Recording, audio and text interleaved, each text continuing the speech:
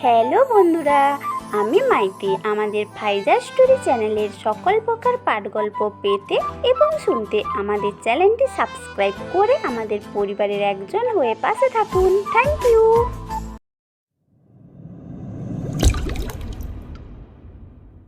আরে, ও টাকা পাবে কোথায় যে বিল দিবে?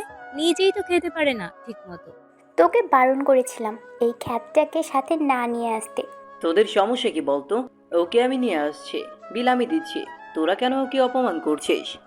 তোরা কয়দিন আমার বিলটা দিয়েছিস? সব বিলই তো আমি দিই। তুই ওই ক্ষেত ছেলের জন্য সবার সামনে আমাদের এভাবে কথা শোনালি? দেখ সঞ্জু, তুই ওকে খ্যাত বলবি না, ও আমার বন্ধু, বুঝতে পেরেছিস? তোদের যদি আমাদের সাথে চলতে অসুবিধা হয় তাহলে তোরা তোদের মতো চলতে পারিস। সোহেল কথাটা বলে রকির হাত ধরে টেনে নিয়ে চলে গেল। মিম চিল্লিয়ে বলল, তোদেরকে দেখে নিব, এভাবে অপমান করা তো। তানহা, সঞ্জু আর মিম রাগে বকবক করতে চলে গেল। আশেপাশের মানুষ ওদের দিকেই চেয়েছিল। চলেন আগে পরিচয়টা দিয়ে নিই। যারা কথা বলছিল তারা একই ডিপার্টমেন্টের। তানহা, সঞ্জু, মিম, সোহেল চারজনের অনেক দিনের বন্ধুত্ব। যাকে ওরা অপমান করছিল সে হচ্ছে রকি। রকির মা বাবা কেউ নেই। রকি এতিম। ছোটবেলায় মা বাবাকে হারানোর পর দূর সম্পর্কে এক মামার কাছে বড় হয়েছে। সেই মামা রকিকে আজ এই পর্যন্ত এনেছে। রকির মামির ব্যবহারে ভয়েতে সবসময় রকিকে দূরে রেখেছে। রকি সোহেল একই হলে থাকে। রকি সোহেলের রুমে নতুন এসেছে, মাসখানেক হলো। সোহেল রকির সিনিয়র। কোনো হলে সিট পাচ্ছিল না বলে সোহেলের রুমে থাকার একটা ব্যবস্থা করে দিয়েছে। এক কথায় এই এক মাসে সোহেল আর রকির ভিতর বন্ধুত্ব তৈরি হয়ে গেছে। সোহেল বাহিরে বের হবে বলে রকিকে জোর করে নিয়ে গিয়েছিল। লেকের পারে সোহেলের বন্ধুরা সবাই আড্ডা দিচ্ছিল। সবাই মিলে খাবার অর্ডার করলো। খাবার শেষে সোহেল মজা করে রকিকে বিল দিতে বলছিল। রকির টাকা নেই বলতেই বাকিটা উপরে দেখে আসছেন। রকি সোহেলকে থামিয়ে, আমার জন্য তুমি শুধু শুধু ওদের সাথে ঝগড়া করতে গেলে তোমাদের ভেতর ভুল বোঝাবুঝি তৈরি হলো। আরে, তুই ওদের চিনিস না, আমি ওদেরকে ভালো করে চিনি। কাল দেখবি ভার্সিটি ক্যাম্পাসে আমার সাথে মেশার জন্য কি না করবে। ওরা কি খারাপ বেশি? খারাপ না, তবে স্বার্থ ছাড়া কিছু বোঝে না। আমাকে ডেকেছিল খাওয়ার জন্য, বিলটা সবসময় আমি দিই, তাই বের হলে আমাকে খোঁজে। রকি সোহেলের মুখের দিকে তাকিয়ে দেখলো। সোহেল বলল, কি রে, মুখের দিকে চেয়ে থাকবে নাকি যাবে? হ্যাঁ চলো। সোহেল আর রকি হলের দিকে চলে গেল। সঞ্জু, তানহা, মিম রুমের ভিতর ঢুকে বলতে লাগলো, সোহেল, আজকে কাজটা ঠিক করনি। ওই ক্ষেতের জন্য সবার সামনে এভাবে অপমান করলো। ওই খ্যাতটা সোহেলের মাথা চিবিয়ে খাচ্ছে। ওর একটা ব্যবস্থা করতেই হবে। আমাদের অপমানের প্রতিশোধ নিতেই হবে। যদি এখনই পারতাম তাহলে ওকে এখনই মেরে ফেলতাম। সবাই মিলে রাগ ঝাড়তে লাগলো। পরের দিন সকালে রকি ভার্সিটি গেট দিয়ে ঢুকতে যাবে, তখনই একজন রকির কলার ধরে টেনে পাশে নিয়ে গেল। কোনো কথাই ছাড়া মারতে শুরু করলো। রকি পুরো থো হয়ে গেল। ক্যাম্পাসের সবাই রকিকে মেয়ে গ্রুপ মিলে মারছে তা দেখে মজা নিচ্ছে। রকি কিছুই বুঝতে পারছে না তাকে কেন মারছে এভাবে। রকি হাত দিয়ে মায়েরগুলো ঠেকানোর চেষ্টা করছে। কিছুক্ষণ পর সোহেল ভার্সিটিতে ঢুকতেই ভিড় দেখে ভিড় ঠেলে সামনে উকি দিয়েই কড়া গলায় বলল, শ্রাবণী। সোহেলের গলার আওয়াজ শুনে সবাই সরে দাঁড়ালো। শ্রাবণী মারা থামিয়ে দিয়ে সোহেলের দিকে তাকিয়ে বলল, ভাইয়া, তুমি এসেছো? দেখো না, এই বদমাসটা আমাকে বাজেভাবে ইপটিচিং করছে। সোহেল রকির দিকে তাকিয়ে দেখলো রাগীভাবে। রকি অসহায়ভাবে সোহেলের দিকে তাকিয়ে আছে। রকির ঠোঁট ফেটে রক্ত বেরোচ্ছে, হাতের কিছুটা অংশ কেটে গেছে। সোহেল কিছু বলতে যাবে তখনই মিম এসে বলল, শ্রাবণী, কি হয়েছে? আপু, এই ছেলেটা আমাকে বাজেভাবে। শ্রাবণী কথা শেষ করতে না দিয়ে তানহা রকির দিকে তাকিয়ে বলল, ছোট লোকের বাচ্চা, তোর তো সাহস কম না? তুই কাকে কি বলছিস? তোকে তো আজ। সোহেল ধমক দিয়ে। স্টুপেট। সোহেল রকিকে গিয়ে তুলে বলল, শ্রাবণী যা বলছে সব কি সত্য? তুমি তো আমাকে চেনো। তোকে আমি যা বলছি তার উত্তর দে। ও যা বলছে তা সত্যি? না, সব মিথ্যা। সোহেল রকির গায়ে চর বসিয়ে দিল। তুই জানিস ওকে, আমি তোর থেকে এটা কখনোই আশা করিনি। তোকে যেন আমি আমার সামনে না দেখে, তাহলে তুই সোজা হয়ে দাঁড়িয়ে থাকতে পারবি না। রকি অবাক হয়ে গালে হাত দিয়ে সোহেলের দিকে তাকিয়ে দেখলো। সুহাসিনী রকির হাত ধরে টেনে নিয়ে চলে গেল। সোহেল শ্রাবণীর দিকে তাকিয়ে, তুই ওর কথাই কিছু মনে করিস না, ও তোকে চিনতে পারেনি। ওকে তো পর্যাপ্ত মেরেছিস, ওকে আর কিছু বলা লাগবে না, আমি দেখে নিব ওকে। প্রিন্সিপালকে কিছু বলার দরকার নেই। ঠিক আছে ভাইয়া। সোহেল, তানহা, মিম আর সানজুম দিকে তাকিয়ে সোজা হেঁটে চলে গেল। সোহেল যেতে সবার মুখে হাসি ফুটে উঠল। একে অপরের সাথে হাত মেলালো হাসতে হাসতে। শ্রাবণী বলল, কেমন দিলাম ক্ষেতটাকে? হুম। এখন মনে শান্তি লাগছে। আমাদেরকে অপমান করার শোধটা সুন্দর করে নিলি শ্রাবণী। বলেছিলাম না তোমাদেরকে ওকে কিভাবে সবার সামনে অপমান করি, দেখবে। ওকে তো ভার্সিটি থেকে বের করতে পারলাম না। সোহেল ভাইয়া না আসলে ওকে চিরতরে বিদায় করে দিতাম ভার্সিটি থেকে। সবাই মিলে কথা বলতে লাগলো আর হাসতে লাগলো। অন্যদিকে সুহাসনী রকিকে ক্যাম্পাসে আম গাছতলায় বসে থাকতে দেখে বলল, তুই কি বোকা? যেখানে সোহেল চলে যেতে বললো সেখানে তুই দাঁড়িয়েছিলি কেন? আমি সত্যি বলছি, আমি কিছু করিনি, কিন্তু সোহেল আমাকে ভুল বুঝলো, আমাকে চড় মারলো। তোকে চরটা না মারলে তোর এই ভার্সিটিতে আর থাকা হবে না রে। রকি অবাক হয়ে সুহাসনীর দিকে তাকিয়ে পড়ল। সোহেল আম গাছতলায় এসে রকির পাশে বসতে বসতে বলল, তোর লেগেছে খুব? না, কিন্তু বিশ্বাস করো, আমি ওই মেয়েটাকে কিছু বলিনি, আমি ওকে চিনি না। আমি জানি ওরা তোকে মুরগি বানিয়েছে। তোকে এই শাসনটুকু না করলে ওরা আরো অনেক দূর পানি গড়াতো। তোকে মেরেছি, তুই কিছু মনে করিস না। না না, আমার ভালোর জন্য আমাকে শাসন করেছো। শোন, তুই ওদের আশেপাশে যাবি না, ওদের ক্ষমতা অনেক বেশি। ওরা একটা গ্যাং, বুঝলি? রকি সুহাসনীর কথা শুনে অবাক। সোহেল বলল, তুই একা ভার্সিটিতে আসবি না, আমার সাথে আসবে। তোকে ওরা ফাঁসানোর চেষ্টা করবে। কেন? আমি কি করেছি ওদের? ওরা ওরকমই, যাকে একবার টার্গেট করে তাকে ফাঁসানোর চেষ্টা করে। সোহেল ঠিক কথাই বলেছে, তুই ওর সাথে আছিস। রকি মাথা নাড়ল। ভার্সিটি গেট দিয়ে কয়েকটা বাইক ঢুকে শ্রাবণীদের সামনে দাঁড়ালো। শ্রাবণীর সামনে তাকিয়ে আছে। তোকে আমি তাড়াতাড়ি আসতে বলেছিলাম আর তুই সেই লেট করে আসলি রাজ। আর বলিস না, একটা কাজে আটকে গিয়েছিলাম। তা তোর সেই মুরগিটা আসছে? আসছে, কিন্তু সোহেল ভাইয়ের জন্য ঠিকমতো বানাতে পারলাম না। ভার্সিটির ভেতরে আছে নাকি চলে গেছে? আছে এখানে। রাজ বাইক থেকে নেমে, তাহলে মুরগিটা আজ আমার হাতে শিকার হবে। সবাই মিলে একসাথে কথা বলতে লাগলো। সুহাসনী মেহরাবের কাটা জায়গায় ওষুধ লাগিয়ে দিচ্ছে। সুহাসনীর এমন কেয়ার দেখে রকি ছোটবেলার কথা মনে পড়ে গেল। রকির চোখ বেয়ে পানি পড়ছে। সুহাসনী আর সোহেল এটা দেখে অবাক হয়ে গেল। সুহাসনী রকিকে বলল, কি হয়েছে তোর? তোর চোখে পানি কেন? মায়ের কথা খুব মনে পড়ে গেল।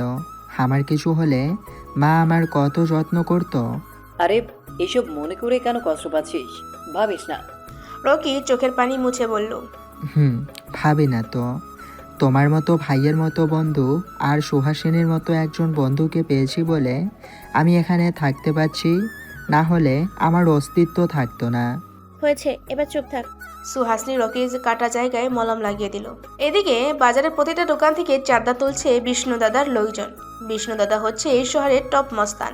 তার কথা শুনলে সবাই থরথর করে কাঁপতে থাকে, কেননা তার কথা শোনার পর যদি কেউ তার অবাধ্য হয় তাহলে প্রকাশ্যে তার ঘাড় থেকে মাথাটা আলাদা করে দেয় বিষ্ণু দাদা। তার বিরুদ্ধে কমপ্লেন করার মতন কেউ নেই। বিষ্ণু দাদা গাড়ির উপর চশমা চোখে দিয়ে সিগারেট টেনে চলেছে। বাজারের লোকজন মাথা নিচু করে চলাচল করছে। বিষ্ণু দাদার দিকে ভয়তে কেউ তাকাচ্ছে না। এটা বিষ্ণু দাদা আবার ভালো উপভোগ করলো। বিষ্ণু দাদা সিগারেট টানতে টানতে হঠাৎ করে সামনের দিকে চোখ আটকে গেল। একটা মেয়ে হাত থেকে বাজারে ব্যাগ ছিঁড়ে ব্যাগের ভিতর থাকা সব জিনিসপত্র পরে ছড়িয়ে ছিটিয়ে গেল। মেয়েটা জিনিসপত্রগুলো তুলতে লাগলো। বিষ্ণু দাদার চোখটা আটকে রয়েছে মেয়েটার হাসি মুখের দিকে। বিষ্ণু দাদা গাড়ির উপর থেকে নেমে মেয়েটার সামনে বসে মেয়েটার জিনিসপত্র তুলে দিচ্ছে।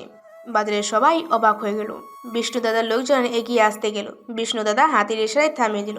মেয়েটা বিষ্ণু দাদার দিকে তাকিয়ে একগাল হেসে দিল। হাসিটা যেন বিষ্ণু দাদার বুকের ভিতর গিয়ে লাগলো।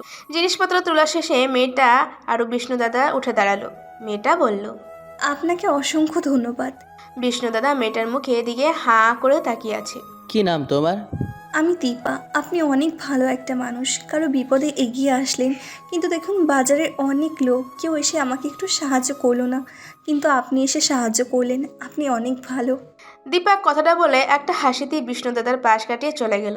বিষ্ণু দাদার দিকে সবাই অবাক দৃষ্টিতে তাকিয়েছে। লিমন এসে বিষ্ণু দাদাকে বলল, দাদা 5 নম্বর দোকান থেকে টাকা দেয়নি, আপনার নাম বলেছি তাও দেয়নি। ওদেরকে উঠিয়ে দেই দোকান থেকে।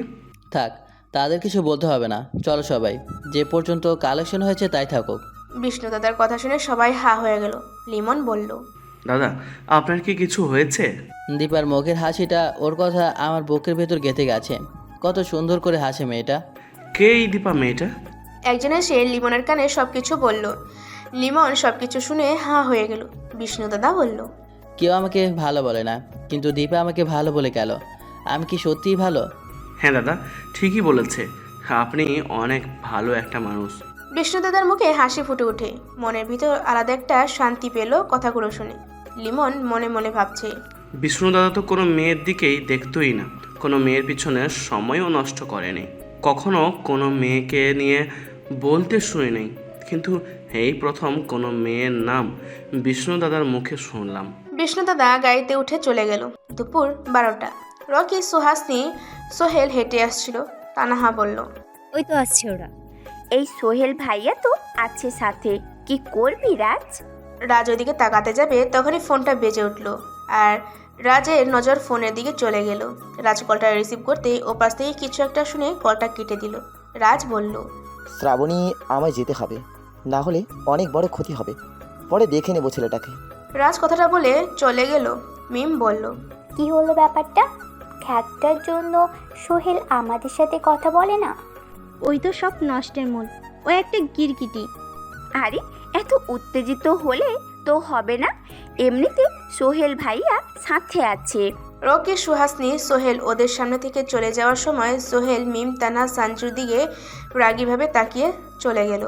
তানহা বলল, শ্রাবণী, সোহেল রয়েছে বলে ভয় পেয়েছিস? শ্রাবণী কাউকে ভয় পায় না, শুধু রেসপেক্ট করি সিনিয়রদের। সোহেলের তাকানোটা আমার পছন্দ হয়নি। আরে আপু, আপনারা এত টেনশন করছেন কেন?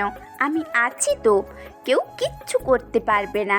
তানহা, মিম, সাঞ্জু সবাই একে অপরের সাথে কথা বলতে লাগলো। রাত 2টা। সাদা কালারের একটা প্রাইভেট কার রাস্তা দিয়ে যাচ্ছিল। হঠাৎ করে প্রাইভেট কারটা বুম করে উড়ে গেল। সোহেল রকিকে নিয়ে হলে ফেরে। শোন, আমি আজকে বাসে যাব, একটু কাজ আছে। কয়দিনের জন্য যাবেন? 2 দিন। তুই সাবধানে থাকবে, আর কেউ ডাকলে কোথাও যাবে না, বের হবি না রুম থেকে। ঠিক আছে। মনে থাকবে তো? হ্যাঁ। তুই সুহাসিনীর সাথে ভার্সিটিতে যাবি, ওকে ছেড়ে যাওয়ার দরকার নেই। রকির মাথা নাড়ালো। সোহেল রকিকে সবকিছু বুঝিয়ে বলতে লাগলো। রকি সোহেলের সব কথা শুনে নিল। সোহেল রকির সাথে কথা বলা শেষ করে ব্যাগ নিয়ে রকিকে বলে চলে গেল। বিকাল 8টা। রাজ বসে আছে আরিফ সাহেবের সামনে। আরিফ সাহেব রাজকে আর রাজের লোকদের দেখে রীতিমতো থমকে গেছে। কোনো কিছু বলার সাহস নেই। রাজ বলল, শুনলাম তুমি নাকি ড্যাডিকে ট্রিট করেছো। আমি রাগের মাথায় অনেক কিছু বলে ফেলেছি। তুমি আমার ছেলের বয়সী, আমার কথাটা একটু বোঝার চেষ্টা করো। আমার পক্ষে সম্ভব না। আপনি নিশ্চয়ই ভুলে গেছেন আমরা কি করতে পারি। এটা অন্যায়, আমার প্রতি তোমরা জুলুম করছো। আমার এই সম্বলটুকু দিতে পারবো না। রাজ উঠে যেয়ে আরিফ সাহেবের কলার ধরল। আমি চাচ্ছি না আমার হাতটা আপনার গালে উঠুক, কলার পর্যন্ত সীমাবদ্ধ রাখো। এমনিতেই মাথা গরম হয়ে আছে। তুমি আমার ড্যাডিকে হুমকি দাও প্রশাসনের। হ্যাঁ, আমি চাইলে তোমাকে কেটে নদীতে ভাসিয়ে দিতে পারি, কিন্তু তা করবো না। তোমাকে আরও একটা সুযোগ দিলাম, এবার যদি কথা না শোনো তাহলে চিরতরে ওপরে পাঠিয়ে দেব। আরিফ সাহেব হাত জোর করে অনুনয় করতে লাগলো। তাতে রাজের কোনো চিন্তাই নেই। রাজ আরিফ সাহেবকে হুমকি দিয়ে লোকজন নিয়ে চলে গেল। আরিফ সাহেব গলা পুরো শুকিয়ে গেছে। সন্ধ্যার পর রকি রুমের ভিতর শুয়ে শুয়ে সাপ গেমিং খেলছিল। বাটন ফোনে এর থেকে ভালো গেম আর নেই। রকি ফোনটা বেজে উঠল। সুহাসনি কল দিয়েছে। রকি কলটা রিসিভ করতে সুহাসনি বলল, কই তুই? হলে আছি। ব্যস্ত? বের হ, আমি তোর হলের সামনে দাঁড়িয়ে আছি। রকি অবাক হয়ে, কেন, কি হয়েছে? কোনো কিছুই হয়নি, তোকে নিয়ে লেকের পাড়ে ঘুরতে যাব। এখন? হ্যাঁ, বের হ। দাঁড়া, আমি আসতেছি। সুহাসনি কলটা কেটে দিয়ে বাইরে দাঁড়িয়ে থাকলো। কিছুক্ষণ পর রকি বের হলো। সুহাসনি রকিকে নিয়ে লেকের পাড়ে গেল। এখানে অনেকেই আছে, কেউ কাপল, কেউ বন্ধু বান্ধব নিয়ে আড্ডা দিচ্ছে। মনোরম পরিবেশ। সন্ধ্যার পর লেকের পাড়টা অনেক আকর্ষণীয়। রাজ বাসার ভিতরে ঢুকতেই রাজীব চৌধুরী বলল, কি করলি যে? কাজ হয়ে গেছে। আরিফ দমে যাওয়ার মানুষ না, ও কিছু না কিছু করবেই। চিন্তা করো না ড্যাডি, আমি যেখানে আছি সেখানে চিন্তার কোনো কারণ নেই। তবে ওই প্রজেক্ট আমার লাগবেই। পেয়ে যাবে। রাজ কথা বলে নিজের রুমে চলে গেল। রাজ ফোনটা বের করে কাকে যেন কি বলল, তারপর কলটা কেটে দিল। বিষ্ণু দাদা চোখ বুজে বারবার দীপাকে কল্পনা করছে। লিমন এসে, দাদা, আজকে একটা মিটিং আছে, মিটিং ক্যান্সেল করে দে। দাদা এটা খুব গুরুত্বপূর্ণ মিটিং। আমার কথা থেকেও কি গুরুত্ব? না দাদা, ঠিক আছে, আমি মিটিং বাদ দিয়ে দিচ্ছি। তা আমরা এখন কি করব? আমার সাথে বের হবি? গাড়ি বের করতে বল। ঠিক আছে। লিমন চলে গেল। বিষ্ণু দীপাকে কল্পনা করতে লাগলো, বারবার হাসিটাকে বেশি কল্পনা করছে। লেকের পার বসে সুহাসিনী রকি গল্প করছিল, তখনই পিছন থেকে শ্রাবণী বলল, বাবা কি চমৎকার, এখানে দেখি প্রেমও চলছে। শ্রাবণীর কথা শুনে রকি আর সুহাসিনী দুজনে পিছনে তাকিয়ে দেখলো শ্রাবণী, তানহা, সঞ্জু, মিম দাঁড়িয়ে আছে। সুহাসিনী বলল, কি বলি তুই? এটা শ্রাবণী? কি বলেছি শুনতে পাসনি? প্রেম করবি বাইরে যেয়ে কর, এখানে পরিবেশ কেন নষ্ট করছিস? সুহাসিনী রাগান্বিত কণ্ঠে বলল, কথাবার্তা ঠিক করে বল শ্রাবণী, বেশি বকছিস কিন্তু। ও তো ঠিকই কথা বলেছে, বেশি তো বলেনি।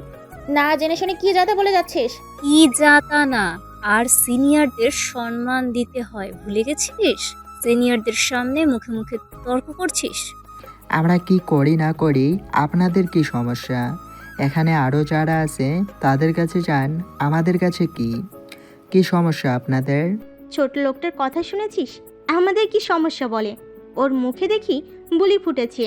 আমাদের কি সমস্যা তোরে এক্ষুনি বোঝাচ্ছি। শ্রাবণী তার লোকদের ডাক দিল। সবাই এসে শ্রাবণীর পিছনে দাঁড়ালো। সুহাসিনী বলল, শ্রাবণী তুই কিন্তু বেশি বেশি করছিস, আমি কিন্তু সোহেল ভাইকে বলে দিব। এটা ক্যাম্পাস না যে তোর সোহেল ভাই আমার কিছু করবে, এটা লেক, আমার কথাই সব হবে।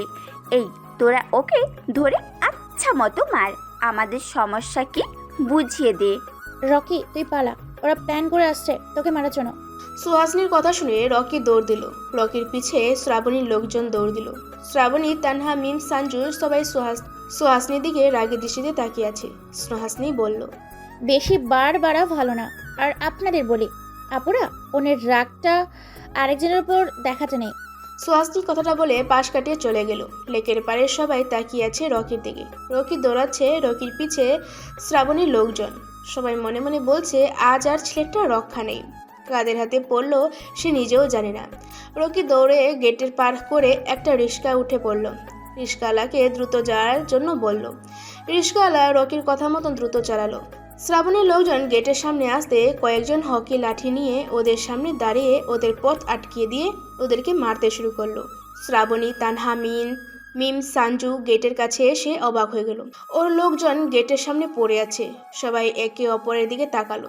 সুহাসিনী গেটে দিয়ে বের হয়ে ওদের সামনে দাঁড়িয়ে, নিজের ক্ষমতা আছে বলে অহংকার করা ভালো না। অন্যেরও ক্ষমতা ক্যাম্পাসের বাইরেও থাকে, প্রমাণ দিয়ে গেলাম। সুহাসিনী কথাটা বললে চলে গেল। সবাই সুহাসিনী কথা শুনে অবাক হয়ে ওর চলে যাওয়ার দিকে তাকিয়ে আছে। সোহেল বারবার রকিকে কল করছে কিন্তু রকি ফোন তুলছে না। সে এসে সুহাসিনীকে কল করলো। সুহাসিনী কলটা রিসিভ করতেই সোহেল বলল, রকি কোথায়? ও ফোন তুলছে না কেন? ওকে তো বাইরে এসে পেলাম না। কেন? ওরা কি রকিকে মেরেছে? মারার আগেও তো তোমার লোকজন চলে এসেছিল, ওদেরকে সেই পেটিয়েছে। আমি ভার্সিটিতে এসেনি, তারপর ওই তিনটাকে দেখে নিব। ওরাই শ্রাবণীকে নিয়ে রকিকে মারতে চাইছে। ওরা অনেকবার বেড়েছে। রকিকে পেলে আমাকে কল করিস। ঠিক আছে। সুহাসিনী কলটা কেটে দিল। সুহাসিনী শ্রাবণীর হাবভাব দেখে সোহেলকে আগে থেকেই কল করেছিল। সোহেল সেই মুহূর্তে ওর বন্ধুদের কল করে লেকের পার পাঠিয়ে দেয়। রাত 2টা। সাদা কারের একটা প্রাইভেট কার রাস্তা দিয়ে যাচ্ছিল। হঠাৎ করে প্রাইভেট কারটা বুম করে উড়ে গেল। প্রাইভেটের পিছনে থাকা লোকটা গাড়ির ভিতর থেকে পড়ে রাস্তার মাঝখানে পড়ল। লোকটার সামনে একটা লোক বড় হামার হাতুড়ি নিয়ে দাঁড়ালো। লোকটা রক্তাক্ত অবস্থায় লোকটার দিকে তাকিয়ে হাতুড়ি দিয়ে সোজরে মুখের ডান পাশে আঘাত করলো। লোকটা ছিটকে কিছুটা দূরে চলে গেল। লোকটা হাতুড়ির উপর ভর দিয়ে লোকটার মুখের দিকে তাকালো। লোকটা মারা গেছে, কিন্তু হাতুড়ি হাতে লোকটা যেন এভাবে মারতে শান্তি পেল না। লোকটা কিছু লোহা বের করে নিথর দেহের উপর লোহাগুলো ঢুকাতে লাগলো। এতে যেন অনেক তৃপ্তি পেল। লোকটা লাশটাকে ফেলে রেখে শয়তানি হাসি দিয়ে চলে গেল। পরের দিন ভোরে পুলিশের লোক, মিডিয়ার লোক খবর পেয়ে ঘটনাস্থলে সেই লোকটার বিধ্বস্ত চেহারা দেখে যে কেউ ভয় পাবে। শরীরে প্রতিটা জায়গায় লোহা পেটানো। পুলিশ অফিসার জুনায়েদ কেসটা কন্ট্রোল করেছে। তার নেতৃত্বে লাশটাকে মর্গে পাঠিয়ে দিল। মিডিয়ার লোক জুনায়েদকে ঘিরে ধরল। রিপোর্টার সুমাইয়া বলল, স্যার ব্যক্তিটা কে ছিল? কে তাকে মারলো আর কেন মারলো? ব্যক্তিটার পরিচয় আমরা জানি না, তবে ময়না তদন্তের পর জানতে পারবো ব্যক্তির পরিচয়। আর কে মেরেছে এটাও আমাদের কাছে অজানা, তবে সঠিক তদন্ত চালিয়ে আসামিকে চিহ্নিত করে কঠোর শাস্তি দিব। জুনায়েদ কথা বলে মিডিয়ার লোকের পাশ কাটিয়ে চলে গেল, আর কোনো প্রশ্ন করতে দেয়নি। মিডিয়ার লোক যে যার মতো নিউজ করতে লাগলো। সকাল 8টা। জুনায়েদ হাসপাতালের ডাক্তার মাহিবের কল পেয়ে হাসপাতালে ছুটে গেল। জুনায়েদ হাসপাতালে পৌঁছে মাহি নিজে জুনায়েদকে নিয়ে লাশটার কাছে গিয়ে লাশটার শরীর থেকে কাপড় সরিয়ে দিয়ে বলল, স্যার, খুনি কোনো সুস্থ মস্তিষ্কের মানুষ না। লোকটাকে মেরে ফেলেও শান্তি হয়নি, তারপরও এই নৃশংসভাবে শরীরে আঘাত করে। কে করতে পারে এমন পাশবিক কাজ? লোকটার পরিচয় কি পাওয়া গেল? হ্যাঁ স্যার, পাওয়া গেছে। মাহি জুনায়েদের হাতে রিপোর্ট দিয়ে, স্যার, ইনি হচ্ছেন বড় ডাক্তার মনির। সম্ভবত রোগী দেখে ফিরেছিলেন, আর তখনই তার উপর অ্যাটাক হয়। জুনায়েদ মাহির কথা শুনে পুরো অবাক হয়ে গেল। জুনায়েদ বলল, এনার মতো এত বড় ডাক্তারকে কে মারবে? তার সাথে কারো কোনো শত্রুতা নেই, তাকে কেন মারলো? সে তো সবার সেবা করেন। অনেক ক্ষেত্রে শত্রু হয়ে যায়। ধন্যবাদ ডাক্তার মাহি আপনাকে এত সুন্দর সত্য রিপোর্ট দেওয়ার জন্য। মাহি হেসে দিল। জুনায়েদ রিপোর্ট নিয়ে হাসপাতাল থেকে বের হয়ে গেল। সারা রাতে রকির কোনো খোঁজ খবর না পেয়ে সুহাসিনী তাড়াতাড়ি ভার্সিটিতে আসছে। রকি হলে নেই, আশেপাশে কোথায়ও নেই। ফোনটাও সুহাসিনীর কাছে। ভার্সিটিতে পেতে পারে তার জন্য তাড়াতাড়ি করে চলে এসেছে। সুহাসিনী সব জায়গায় খুঁজলো, কিন্তু ভার্সিটির কোথাও নেই। সুহাসিনী সোহেলকে জানিয়ে দিল রকিকে কোথাও পায়নি। সুহাসিনী রকিকে খুঁজতে খুঁজতে শ্রাবণীর সামনে দাঁড়ালো। রকিকে যদি খুঁজে না পাই না, তাহলে তোকে আমি জেলের ভাত খাইয়ে ছাড়বো। শ্রাবণী সুহাসিনীর কথা শুনে ভ্রু কুচকি। আমি কি করেছি রকি যে কিছু হবে? তুই কি বুঝতে পারছিস না, নাকি না বোঝার ভান করছিস? তোর জন্য রকি গতকাল রাত থেকে নিখোঁজ, এখনো ওর কোনো খোঁজ পায়নি। শ্রাবণী চোখ বড় বড় করে দিয়ে, কি বলছিস? রকি নিখোঁজ হবে কেন? রকিকে তো আমার লোকজন কেউ ধরতেই পারেনি। তাহলে রকি যাবে কোথায়? জানি না কিছু, তবে রকিকে না পেলে তোর নামে আমি পুলিশ কেস করব। সুহাসিনী কথাটা বলে চলে গেল। শ্রাবণী বোকার মতন দাঁড়িয়ে রইল। তানহা এসে শ্রাবণীকে বলল, কি হয়েছে? রকি নাকি নিখোঁজ, তার জন্য আমাকে থ্রেট করে গেল। কি? সুহাসিনীর এত বড় সাহস? সুহাসিনীর দিন দিন সাহস বেড়েই চলেছে। ওকে জার্ক না দিলেও ওর দেখি সোজা হবে না। সব কিছুই তো সোহেল ভাইয়ের লাইফে এত সাহস দেখায়, তা না হলে ওর এরকম কথা বের করে ফেলতাম। তানহা আর শ্রাবণী দুজনে কথা বলতে লাগলো। জুনায়েদ থানায় আসতে রিপোর্টার সুমাইয়া জুনায়েদের সামনে দাঁড়িয়ে, স্যার, অজ্ঞাত লাশটার পরিচয় কি পেয়েছেন? হ্যাঁ, সে ডাক্তার মনির। মিডিয়ার লোক সবাই হা হয়ে গেল। সুমাইয়া বলল, নাম করা ডাক্তার মনির সাহেব? হ্যাঁ, আমরা তার পরিবারকে খবর দিয়েছি, তারা এসে লাশ নিয়ে যাবে। মনির সাহেবের হত্যার কাউকে কি ধরতে পেরেছেন? না, তার ফ্যামিলির সাথে কথা বলা শেষ করে একটা কেস ফাইল তৈরি করব। তারপর সন্দেহভাজন সবাইকে জিজ্ঞাসাবাদ করার জন্য থানায় নিয়ে আসব। তবে যেই এই পাশবিক হত্যাকাণ্ড করেছে তাকে ছাড়ব না। জুনায়েদ কথা বলে চলে গেল। মিডিয়ার লোক সবাই হাসপাতালের সামনে যেয়ে অবস্থান করলো। বিষ্ণু দাদা গতকালকের মতন আজও বাজারে চাঁদা তুলতে আসছে। বিষ্ণু দাদার লোকেরা বাজারের ভিতর চাঁদা তুলছে। বিষ্ণু দাদার চোখ বাজারে চারপাশ ঘুরঘুর করছে।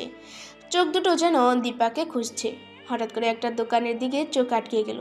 বেনি করা একটা মেয়ে দাঁড়িয়ে আছে। বিষ্ণু দাদা আর চিনতে বাকি রইল না এটা দীপা। বিষ্ণু দাদা গাড়ি থেকে নেমে যেয়ে দীপার পাশে যেয়ে দাঁড়ালো। দোকানদার বিষ্ণু দাদাকে দেখে ভয় পেয়ে কিছু বলতে যাবে, তখনই বিষ্ণু দাদা হাতের ইশারা দিয়ে চুপ করে দিল। দীপা ডান পাশে তাকিয়ে বিষ্ণুকে দেখে। আরে আপনি বাজার করতে এসেছেন? বিষ্ণু দাদা দীপার মুখের দিকে তাকিয়ে, হ্যাঁ হ্যাঁ, আপনি কি করছেন? এই তো বাজার করছি। আপনি থাকেন কোথায়? আমি তো ওই যে বস্তি আছে না, ওখানেই থাকি। আপনি কই থাকেন? আমিও তো ওই বস্তিতেই থাকি।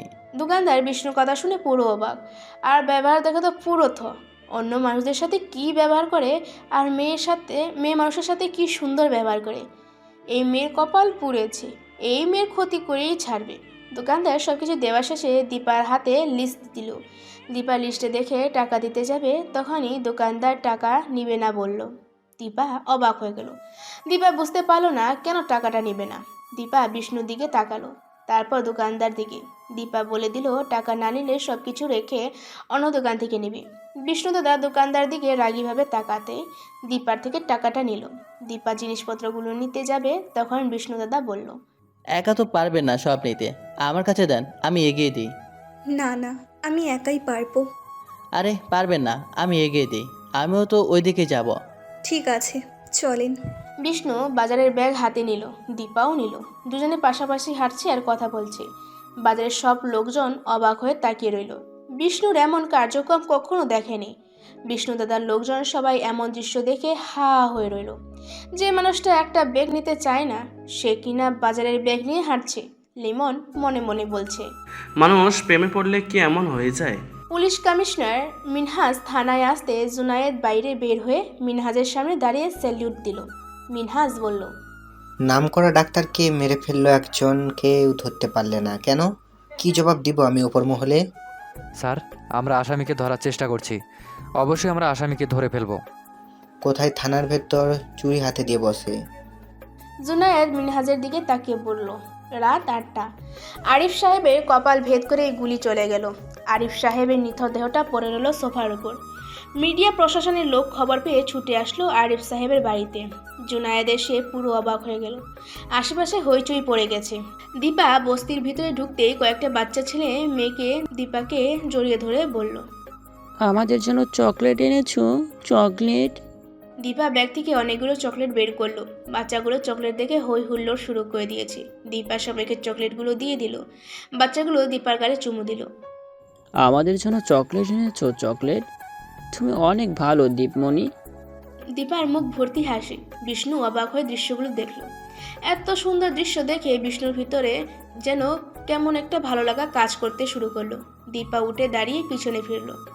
সরি, আপনাকে দাঁড় করিয়ে রাখছি। দিন, আমার বাসা চলে এসেছে।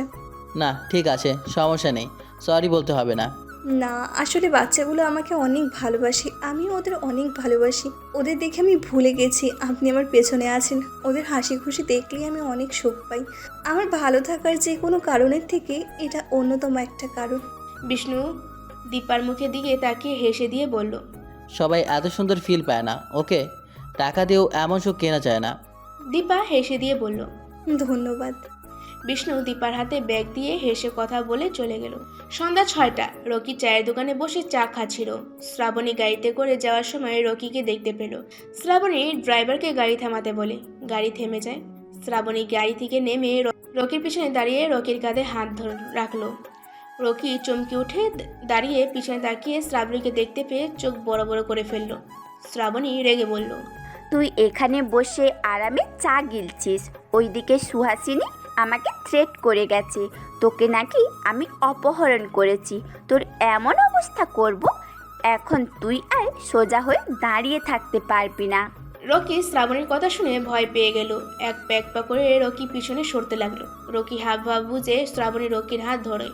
শ্রাবণীর হাত থেকে এত সহজে পালানো সোজা না। রকি অবাক হয়ে শ্রাবণীর হাতের দিকে তাকিয়ে রইল। শ্রাবণীর হাতে স্পর্শ লাগতেই যেন বিদ্যুৎ প্রবাহ বয়ে গেল। বিষ্ণু গাড়ি নিয়ে রেল স্টেশনের সামনে পাশে এসে থামলো।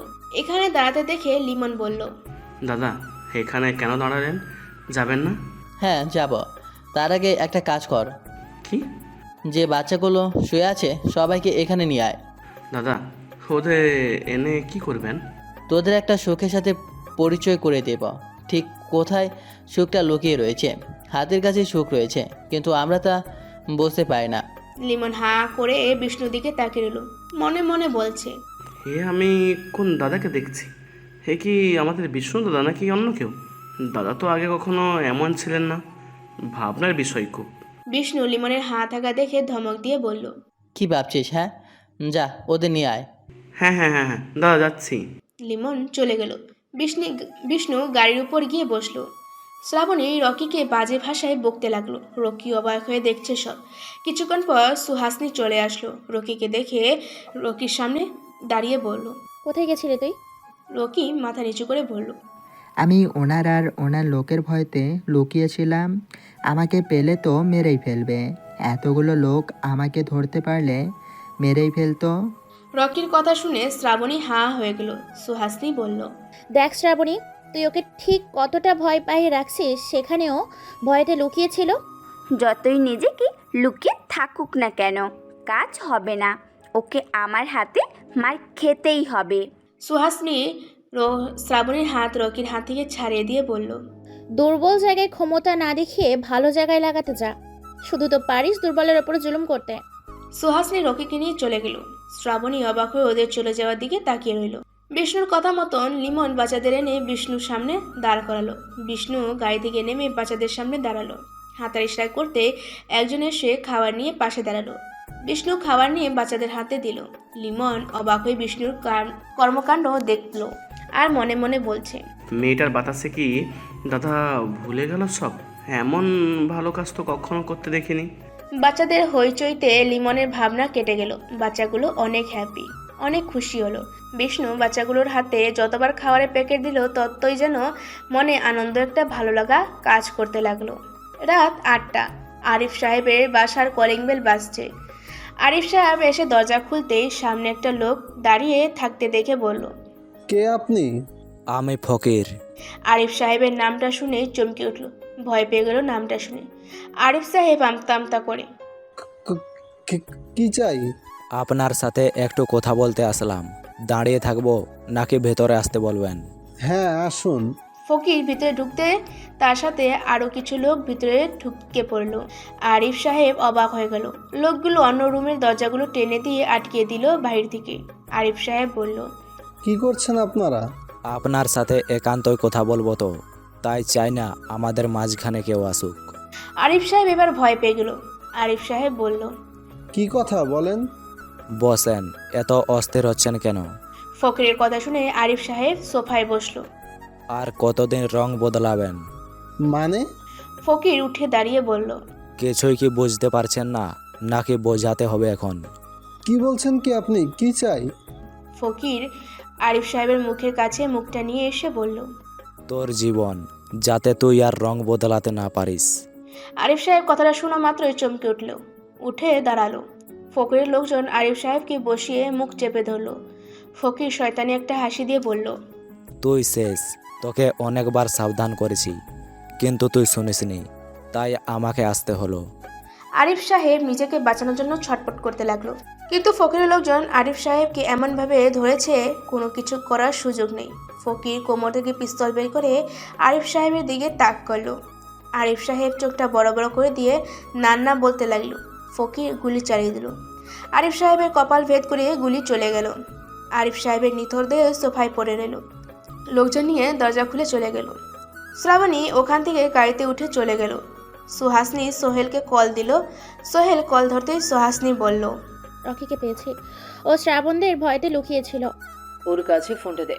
সুহাসিনী রকির কাছে ফোনটা দিল। রকি ফোন কান নিতে সোহেল বলল, তোর এত ভয় পাওয়ার কি আছে? আমি যেখানে আছি সেখানে তোর কিছুই করতে পারবে না, তাহলে তুই কেন ভয় পাবি? না মানে তুমি তো বলেছিলে ওদের থেকে দূরে থাকতে। ওরা যেভাবে আমার উপর তেড়ে আসছিল। চিন্তা করিস না, আমি বিষয়টা দেখছি। তুই কালকে ভার্সিটিতে যা, আমি বিষয়টা দেখছি। ঠিক আছে ভাইয়া। সোহেল কলটা কেটে দিল। সুহাসিনী রকির সাথে কথা বলতে বলতে হাঁটতে লাগলো।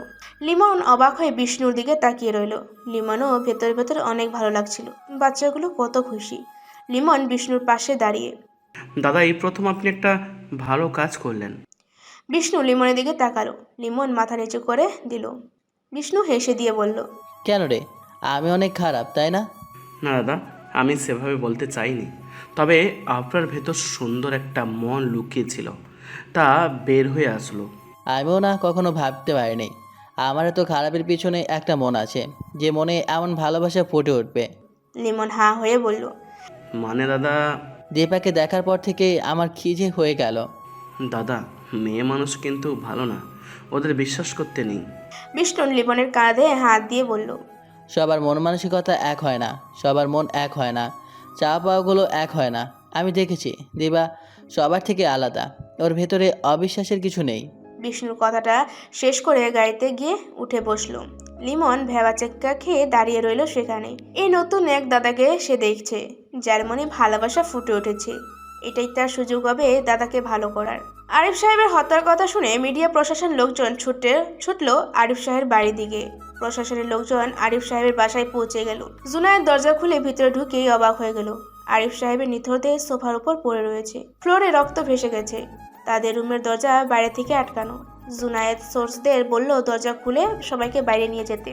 জুনায়েদের কথা মতো সোর্সেরা দরজা খুলে সবাইকে বের করলো। আরিফ সাহেবের নিথর দিয়ে পড়ে থাকতে দেখে চিল্লাপিল্লা শুরু হয়ে গেল, কান্নার আওয়াজ বেড়ে গেল। সবাইকে ধরে ঘরের বাইরে নিয়ে গেল। জুনায়েদ ড্রয়িং রুমের চারপাশ ভালো করে দেখছে কোনো ক্লু খুঁজে পায় কি না তার জন্য।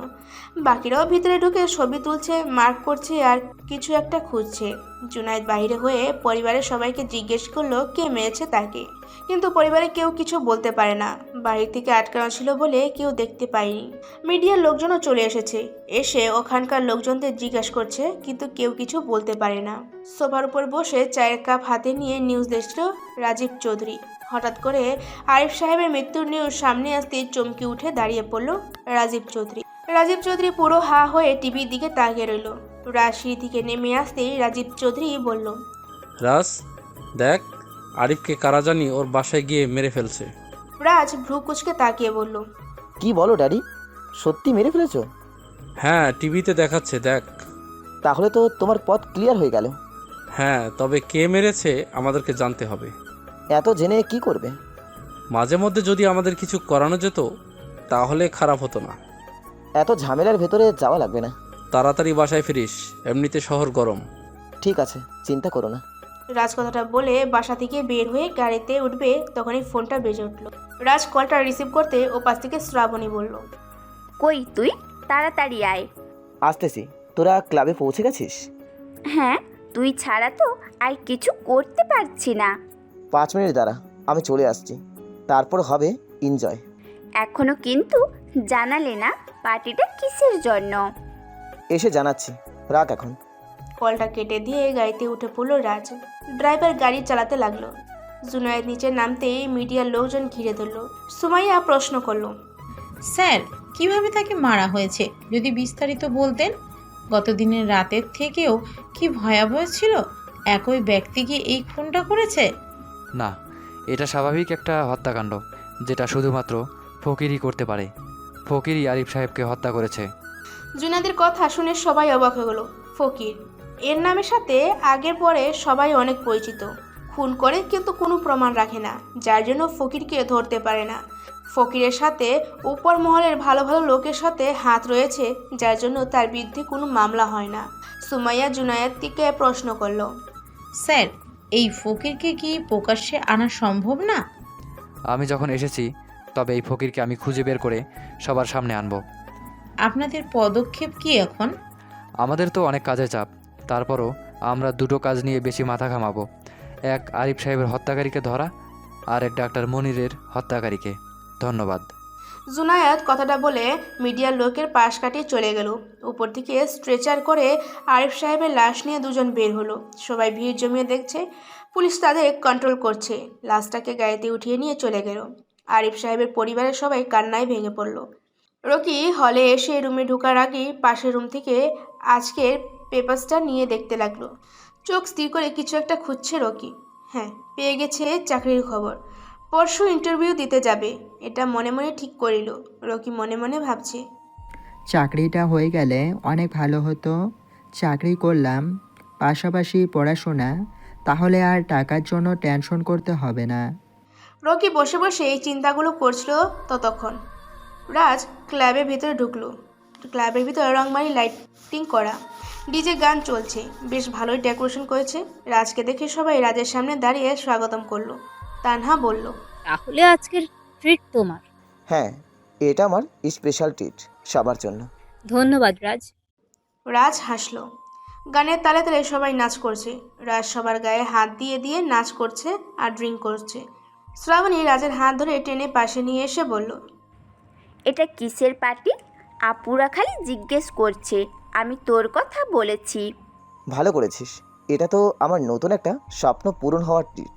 সত্যি বলছিস? হ্যাঁ, এনজয় কর, আজ সব বিল আমি একাই দেব।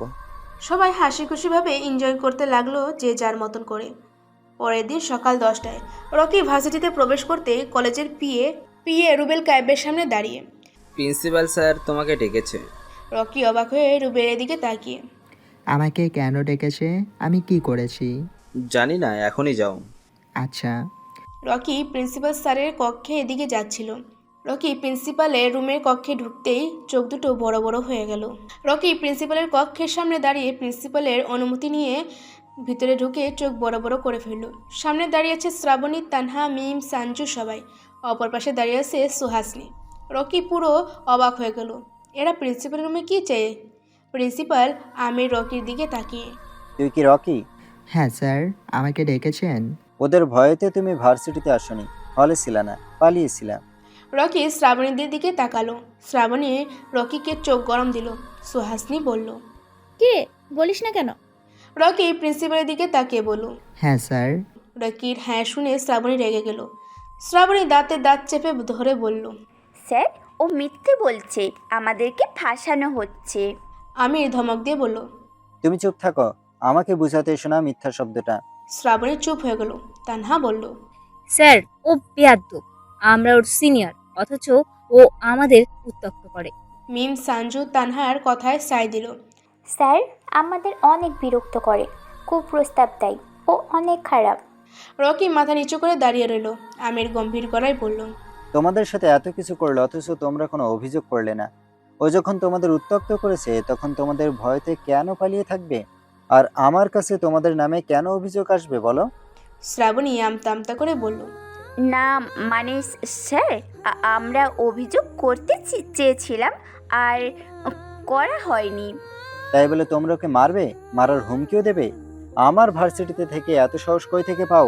ফার্দার যদি তোমরা কিছু বলো তাহলে তোমাদেরকে ভার্সিটি থেকে বহিষ্কার করে দেব। যাও। আমির ধমক দিয়ে কথাটা বলল। শ্রাবণীরা রকির দিকে রাগী ভাব করে তাকিয়ে কক্ষ থেকে বের হয়ে গেল। আমির উঠে সুহাসিনীর পাশে যেয়ে সুহাসিনীর হাতের বাহুতে হাত দিয়ে, ওদেরকে ধমকিয়ে দিছি, ওরা আর কিছু করবে না, করলে আমাকে জানাবে। সুহাসিনী সরে দাঁড়াতেই, ধন্যবাদ স্যার, আপনি অনেক ভালো। আমির সুহাসিনীর পিঠে হাত দিল। কিছু হলে আমাকে জানাবে। ঠিক আছে স্যার, আসি তবে। সুহাসিনী রকিকে নিয়ে দ্রুত কক্ষ থেকে বের হয়ে গেল। রকি সুহাসিনীকে বলল, স্যার, ওভাবে কেন গায়ে হাত দিয়ে কথা বলতেছিল? এই স্যারটা এরকমই, প্রয়োজন না পড়লে ওনার কক্ষে একা যায় না। কেন? ওনার নামে অনেক ক্লেম আছে, কিন্তু কেউ কিছুই করতে পারে না। রকি অবাক হয়ে সুহাসিনীর দিকে তাকিয়ে পড়ল। রাজ শ্রাবণীকে দেখে শ্রাবণীর সামনে দাঁড়িয়ে বলল, কোথায় ছিলি এতক্ষণ? ক্লাসের ক্যাম্পাসে, ক্যান্টিনে, সব জায়গায় খুঁজে পেলাম না তোকে। কই আর থাকবো, প্রিন্সিপালের কক্ষে ছিলাম।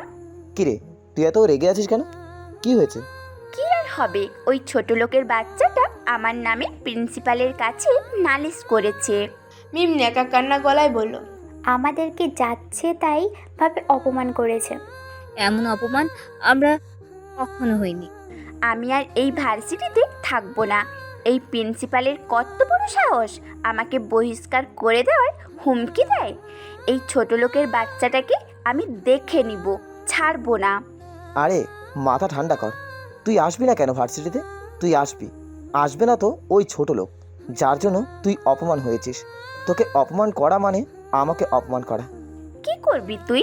ও তোর পায়ে ধরে ক্ষমা চাইবে ক্যাম্পাসের সবার সামনে, আর এই কাজটা করবে প্রিন্সিপাল। প্রিন্সিপাল করবে? তোর মনে হয়?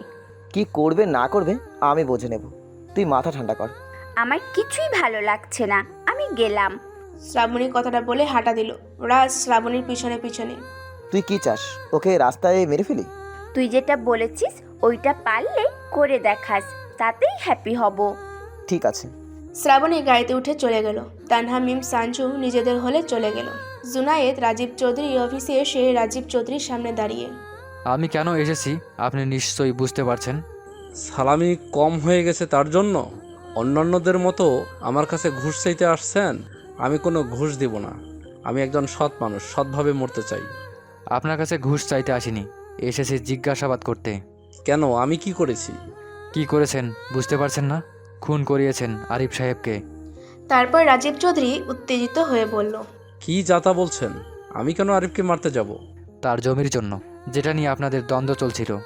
আমি তো ওইটা অনেক আগেই মীমাংসা করে ফেলেছি। ও আমার থেকে মোটা অঙ্কের টাকা নিয়ে আমার কাছে বিক্রি করে দিয়েছে। আমি কেন আরিফকে মারতে যাব? কোনো ডকুমেন্ট আছে আপনার কাছে? হ্যাঁ আছে, আমি এক্ষুনি ফোন করে নিয়ে আসছি। ব্যস্ত করেন? হ্যাঁ, আপনি বসেন। চা না কফি?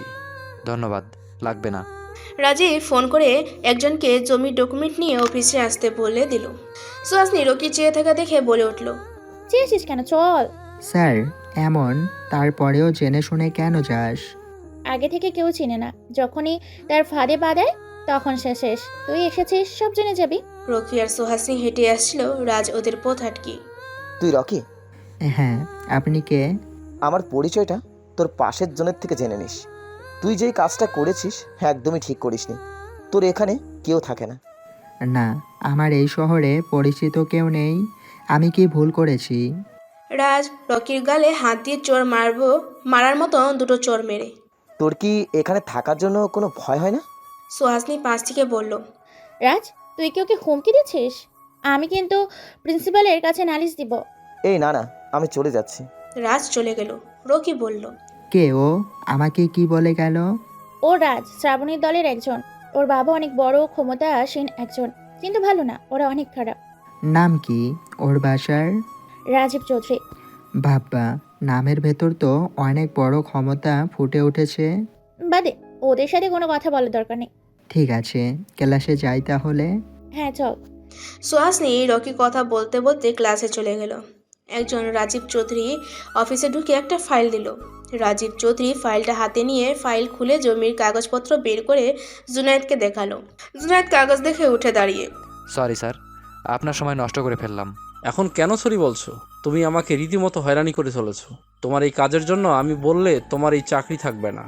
আমাদের যাদের সন্দেহ হয়েছে তাদেরকেই আমরা জিজ্ঞাসাবাদ করেছি, তার ভেতরে আপনি অন্যরকম ছিলেন। আমি আমার দায়িত্ব পালন করছি। তাই বলে তুমি আমার মতো সম্মানী ব্যক্তির সম্মান নিয়ে খেলা করবে? তা হবে না। তোমাকে এবারের মতো ছাড় দিলাম, তুমি নতুন তার জন্য। পরবর্তীতে কিন্তু আমি আর ছাড় দিয়ে কথা বলবো না। আসতে পারো। জুনায়েদ রাজীবের কথা শুনে অফিস থেকে বের হয়ে গেল। জুনায়েদ মনে মনে বলছে, রাজীব চৌধুরীর হাত নেই তো? তার কথায় তো আমার সন্দেহ লাগছে। আমি এখন কি করব? রাজীবের ওপর নজরদারি করতে হবে, তাহলে সূত্র একটা পাওয়া যাবে। রাত 1টা। নাইট ক্লাবের ভিতর সবাই যে যার মতন করে ফুর্তি করতে লাগলো। কেউ ড্রিঙ্ক করে নাচছে, কেউ জোয়ার কোটে সিগারেট টানছে আর টাকাগুলো জোয়ার কোটে দিচ্ছে। চেয়ারের উপর বসে 4 জন গোল বৈঠক করছে ব্যবসার জন্য। চুক্তি হয়ে গেল টাকা নিয়ে ডকুমেন্ট নিবে। গান বাজনার বাহিরে রঙের লাইট বাতি জ্বলছে। হঠাৎ করে সব লাইট অফ হয়ে যায়, বিদ্যুৎ চলে গেছে। সবাই যে যার জায়গার মতন যেভাবে ছিল সেভাবে বসে রইল। ক্লাবের ম্যানেজার অবাক হয়ে গেল। এমনটা তো কখনো হয়নি, আজ পর্যন্ত ক্লাব অন্ধকার হয়নি। কিন্তু আজ কি হলো যে ক্লাবের লাইটগুলোই অফ হয়ে গেল? ম্যানেজারের মনে সন্দেহ জেগে উঠল। ম্যানেজার যখনই যাবে তখনই আবার লাইট জ্বলে উঠল। একজন মহিলা পায়ের কাছে গলা কাটা লাশ দেখে জোরে এক চিৎকার দিল। সবাই স্তব্ধ হয়ে গেল। লাশটাকে দেখে হতবাক সবাই। ভয় পেয়ে যায় সবাই, যে যার মতন করে পালাতে লাগলো ভয়তে। ম্যানেজার পুলিশকে কল করলো। ক্লাবের ভিতর চিৎকার পরিবেশ সৃষ্টি হয়ে গেল। ম্যানেজার নিয়ন্ত্রণের চেষ্টা করছে, কিন্তু হঠাৎ করে সবার মনে ভয়টা ঢুকে যায়। জুনায়েদ সোর্স নিয়ে ক্লাবে পৌঁছে গেল। ক্লাবের ভিতর ঢুকে দেখলো সবাই এক কোণে দাঁড়িয়ে আছে। লাশটা পড়ে আছে, কিন্তু মাথা নেই। জুনায়েদ সবাইকে বের হয়ে যেতে বলল। জুনায়েদ মেজরের দিকে তাকিয়ে জিজ্ঞাসা করলো, কিভাবে ঘটলো এই ঘটনা? স্যার, কিছু বুঝতে পারিনি। হঠাৎ করে আলো নিভে গেল, তারপর আলো জ্বলে উঠল। লাশটা পড়ে থাকতে দেখে একজন চিৎকার দেয়। জুনায়েদ লাশটা ভালো করে দেখছে। লাশের গায়ে আঘাতের চিহ্ন ভেসে উঠেছে। জুনায়েদ সোর্সদের বাইরে যেয়ে চেক করতে বলল মাথাটা কোথাও আছে কিনা। সোর্সরা বাইরে চলে গেল। জুনায়েদ লাশটাকে একটা চাদর দিয়ে ঢেকে দিয়ে উঠে দাঁড়িয়ে ম্যানেজের দিকে তাকালো। খুনিকে দেখেননি? না স্যার। যখন মারা হলো কোনো শব্দ পাননি? না স্যার, কোনো শব্দ পায়নি কেউ। খুবই চিন্তার বিষয়, এতগুলো মানুষের ভিতরে একটা মানুষকে মেরে চলে গেছে, অথচ কেউ টের পেল না। খুবই আজব বিষয়। কি করছে এই খুন? মিডিয়ার লোক বাইরে দাঁড়িয়ে নিউজ করতে লাগলো। কয়েকজন ভিতরে ঢুকে ছবি ভিডিও করে নিল। জুনায়েদ বাইরে আসতে মিডিয়ার লোক তাকে ঘিরে ধরে।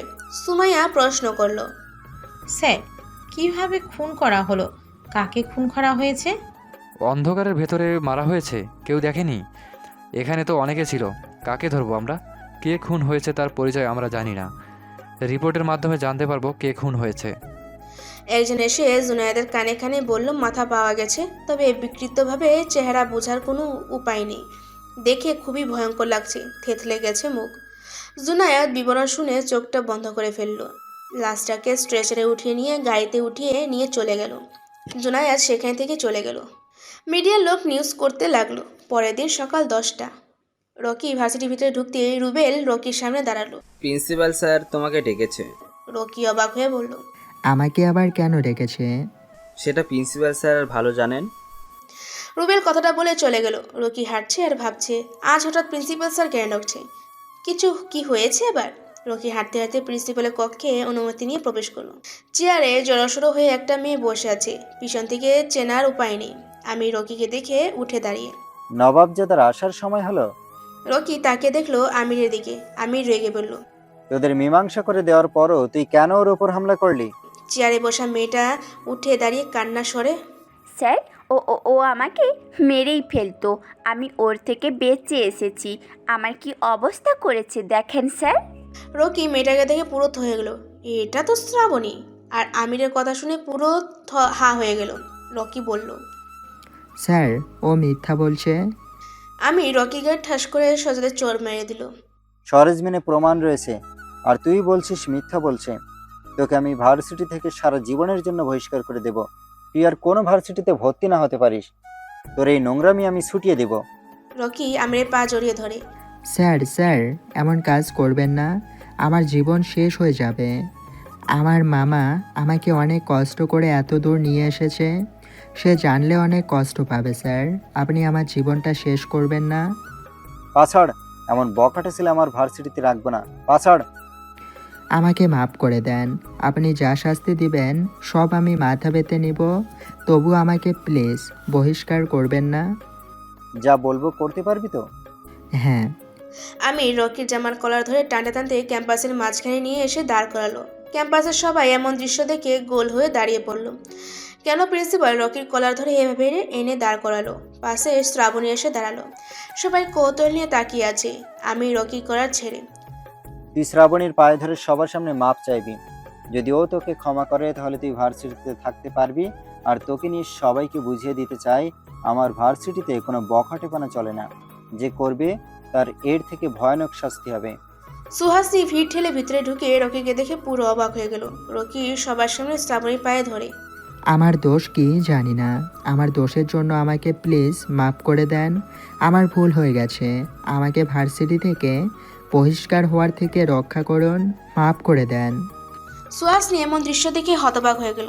সুহাসনির মাথায় কিছু আসছে না, কেন এমন করছে রকির সাথে। শ্রাবণী শয়তানি একটা হাসি দিয়ে রকির শার্টের কলার ধরে উঠানোর সময় রকির একটা বোতাম ছিঁড়ে পড়ে যায়। শ্রাবণী রকির গায়ে চড় মেরে, আর কখনো যদি আমার সাথে লাগতে আসিস, তোকে এর থেকে দ্বিগুণ মাসুল দিতে হবে, যা, তোকে মাফ করে দিলাম। রকি গালে হাত দিয়ে সুহাসনির চোখ বেয়ে আচমকায় পানি বেরিয়ে এলো। কেউ কেউ বিষয়টা মজা নিচ্ছে, আবার কেউ কেউ মনে কষ্ট পেল। আমির বলল, কেউ যদি আমার ভার্সিটিতে বিশৃঙ্খলা ঘটানোর চেষ্টা করে তাহলে কঠিন শাস্তি পেতে হবে, আর তার ফলস্বরূপ এই বকাটে দিয়ে বুঝিয়ে দিলাম। আমির চলে গেল। সুহাসনি এসে রকির হাত ধরলো। শ্রাবণীর চোখটা রকির বুকে আটকে গেল। সুহাসনি রকির হাত ধরে টেনে নিয়ে চলে গেল। যে যার মতন করে চলে গেল। রাজ শ্রাবণীর সামনে দাঁড়িয়ে, কেমন দিলাম? শ্রাবণীর মুখ দিয়ে হাসি বের হতে যেও হাসি বের হলো না। তাও শ্রাবণী বলল, খুব ভালো হয়েছে, আমার অপমানে শাস্তি নিতে পেরেছি। তানহা মিম সঞ্জু এসে বলল, রাত সেই লেভেলের হয়েছে। রাজ হেসে দিয়ে বলল, এগুলো কোনো ঘটনা না রাজের কাছে। রাজকে সবাই বাহবা দিতে লাগলো। জুনায়েদ ডাক্তারের ফোন পেয়ে হাসপাতালের দিকে ছুটলো। ডাক্তারের কথা শুনে জুনায়েদের মাথায় যেন বাজ পড়লো। জুনায়েদ হাসপাতালে পৌঁছে গেল।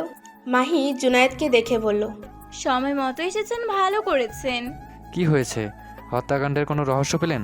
হত্যাটা একই ব্যক্তি করেছে, যেভাবে মাথাটা বিকৃত করে ফেলেছে, মনে হচ্ছে ওর ভেতরে কোনো মায়া দয়া নেই। একটা মানুষকে মারার পর এমন নিকৃষ্ট কাজ কেউ করে? কোনো তথ্য পাওয়া যাবে কে হত্যাকাণ্ড করেছে? খুনি অনেক চালাক, প্রমাণবিহীন কাজ করে। তার ভেতর আমাদের কাছে ধরা না পড়ে সেদিকেও খেয়াল রাখে। কোনো ক্লুও নেই? না, খুনগুলো ঠান্ডা মাথায় করেছে। তা না হলে এতগুলো লোকের ভেতর একজনকে মেরে গেলে কেউ টেরও পেল না। লাশের পরিচয় মিলল কোনো? হ্যাঁ, বিশিষ্ট ব্যবসায়ী জোসেফ ওরফে জাফর। জুনায়েদ পরিচয়টা শোনা মাত্রই যেন মাথায় বাজ পড়লো। জুনায়েদ মাহির দিকে হা হয়ে তাকিয়ে বলল, কি বলছেন ডাক্তার? এনার মতো একজন ব্যক্তিকে কে খুন করবে? আবার আমার মাথায় কিছুতেই আসছে না। হয়তো কোনো শত্রুতামূলক ভাবেই হত্যা করেছে। দেখি ওনার ফ্যামিলির থেকে কোনো তথ্য পাই কি না। মনে হয় না কোনো তথ্য পাবেন। কেন? এই হত্যাকাণ্ড দেখলেই বোঝা যায় এটা 10 থেকে 12 বছরের রাগ জমানো ছিল। জুনায়েদ মাহির দিকে অবাক হয়ে তাকিয়ে আছে। বিষ্ণু দাদা বাজারের লোকজনকে নিয়ে এসে গাড়ির উপর বসে আছে। আজ আর কেউ চাঁদা তুলতে যায়নি। লিমন বিষ্ণু দিকে তাকিয়ে বলল, দাদা আজ চাঁদা তুলবো না? না, আর কারো থেকে চাঁদা তুলতে হবে না। সবাই বিষ্ণু দিকে অবাক হয়ে তাকিয়ে দেখলো। লিমন বলল, কেন দাদা?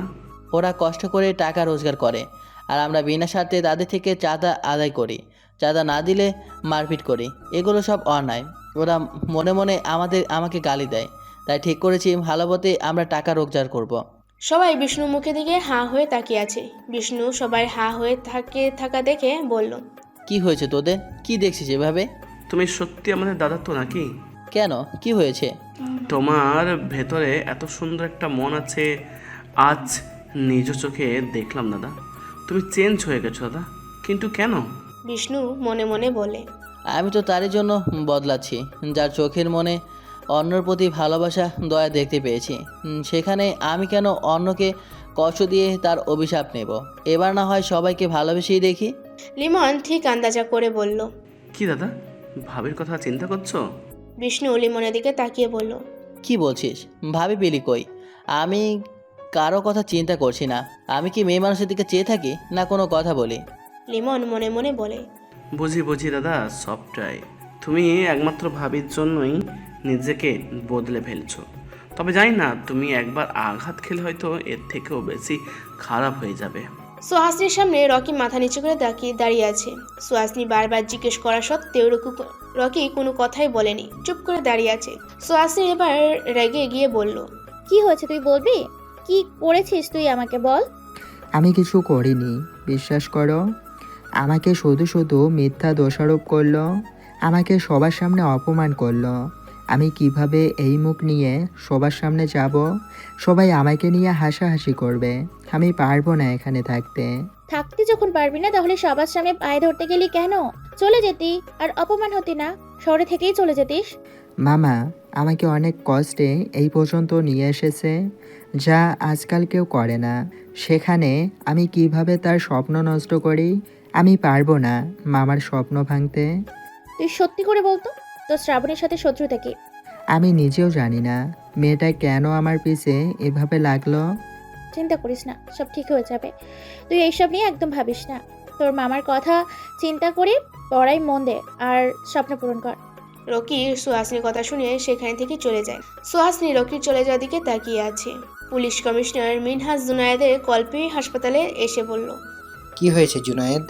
স্যার, লাস্টার পরিচয় হচ্ছে বিশিষ্ট ব্যবসায়ী জোসেফ ওরফে জাফর। মিনহাজ চোখ বড় বড় করে দিয়ে, কি বলছো কি? এটা যদি মিডিয়ার কানে যায় তাহলে পানি কত দূর গড়াবে বুঝতে পারছো? মিডিয়াকে নিয়েই তো আমার ভয়। ওরা এক নিউজ বেশি বেশি বলে, পরিস্থিতি বদলে দেয়। মিনহাজ চিন্তায় পড়ে গেল। মিনহাজ জুনায়েদের দিকে তাকিয়ে রেগে বলল, তোমরা করছোটা কি? হ্যাঁ, এখনও খুনিকে বের করতে পারোনি। কি সমস্যা তোমাদের? খুনিকে ধরতে না পারলে হাতে চুরি দিয়ে ঘরে বসে থাকো, যাও। ডাক্তার মাহি এসে বলল, স্যার, ওনার পরিবারের কাছে কি লাশ হস্তান্তর করে দেব? হ্যাঁ দাও, তবে ওদের কিছু বলার দরকার নেই। কিন্তু স্যার। যা বলছি তাই করো, পরিস্থিতি আর অশান্ত করো না। Okay sir. মাহি চলে গেল। মিনহাজ বলল, তুমি এখানে দাঁড়িয়ে আছো কেন? ডাক্তারের সাথে গিয়ে পরিবারকে লাশটা বুঝিয়ে দাও। জুনায়েদ কোনো কথা না বলে চলে গেল। মিনহাজ দাঁড়িয়ে দাঁড়িয়ে চিন্তা করতে লাগলো। রাজ আড্ডা দেওয়া শেষে চলে গেল। শ্রাবণী, তানহা, মিম, সঞ্জু বের হতে যাবে, তখনই সুহাসিনীর সামনে পড়লো। সুহাসিনী ওদের দেখে বলল, বাহ শ্রাবণী, বাহ, খুব তো মজা পেলি।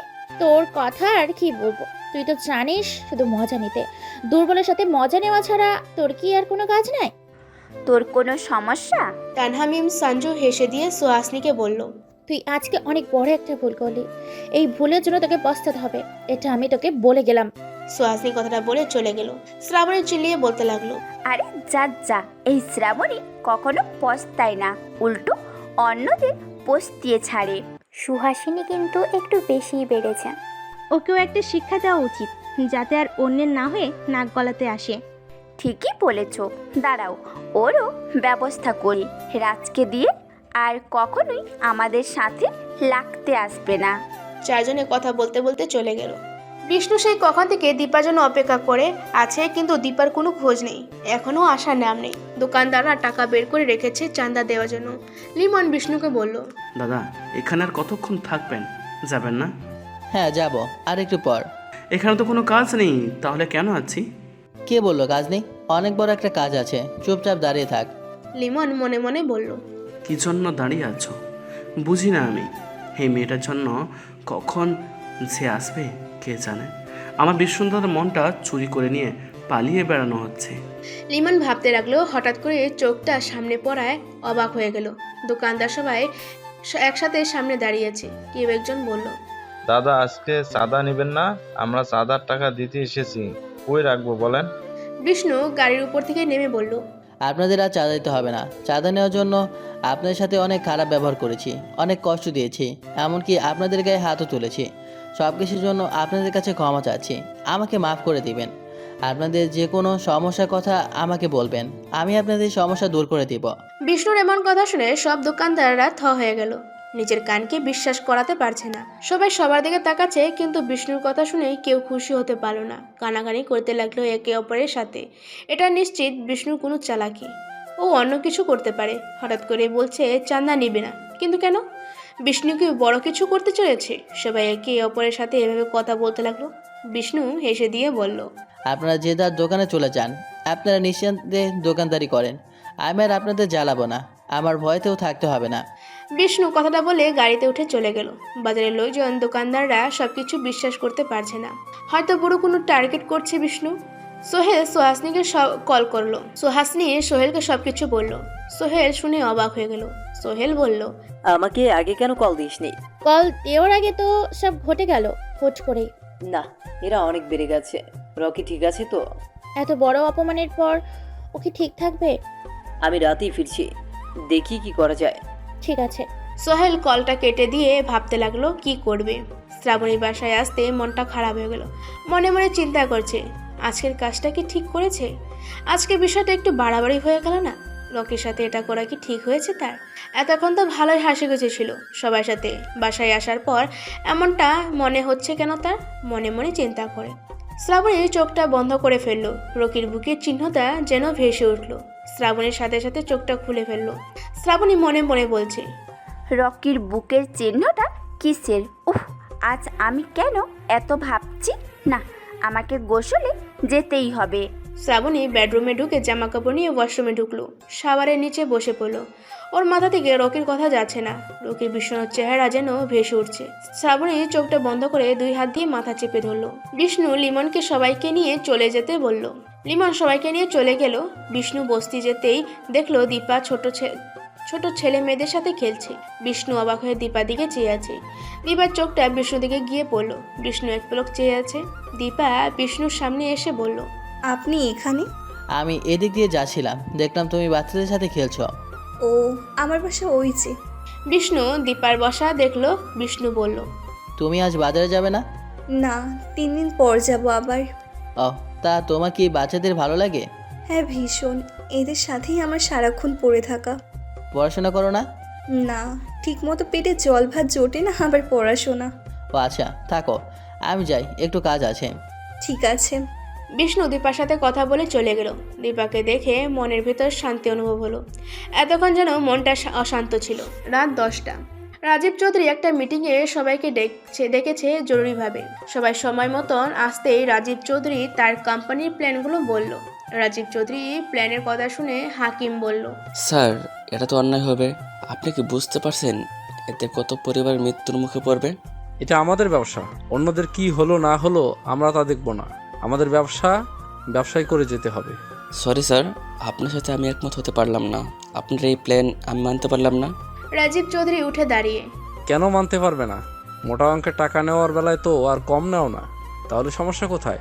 জেনে বুঝে অন্যের ক্ষতি তো আর হতে দিতে পারি না। এত ভালো মানুষ শাস্তি যেও না, আগে কি করেছো ভুলে যেও না।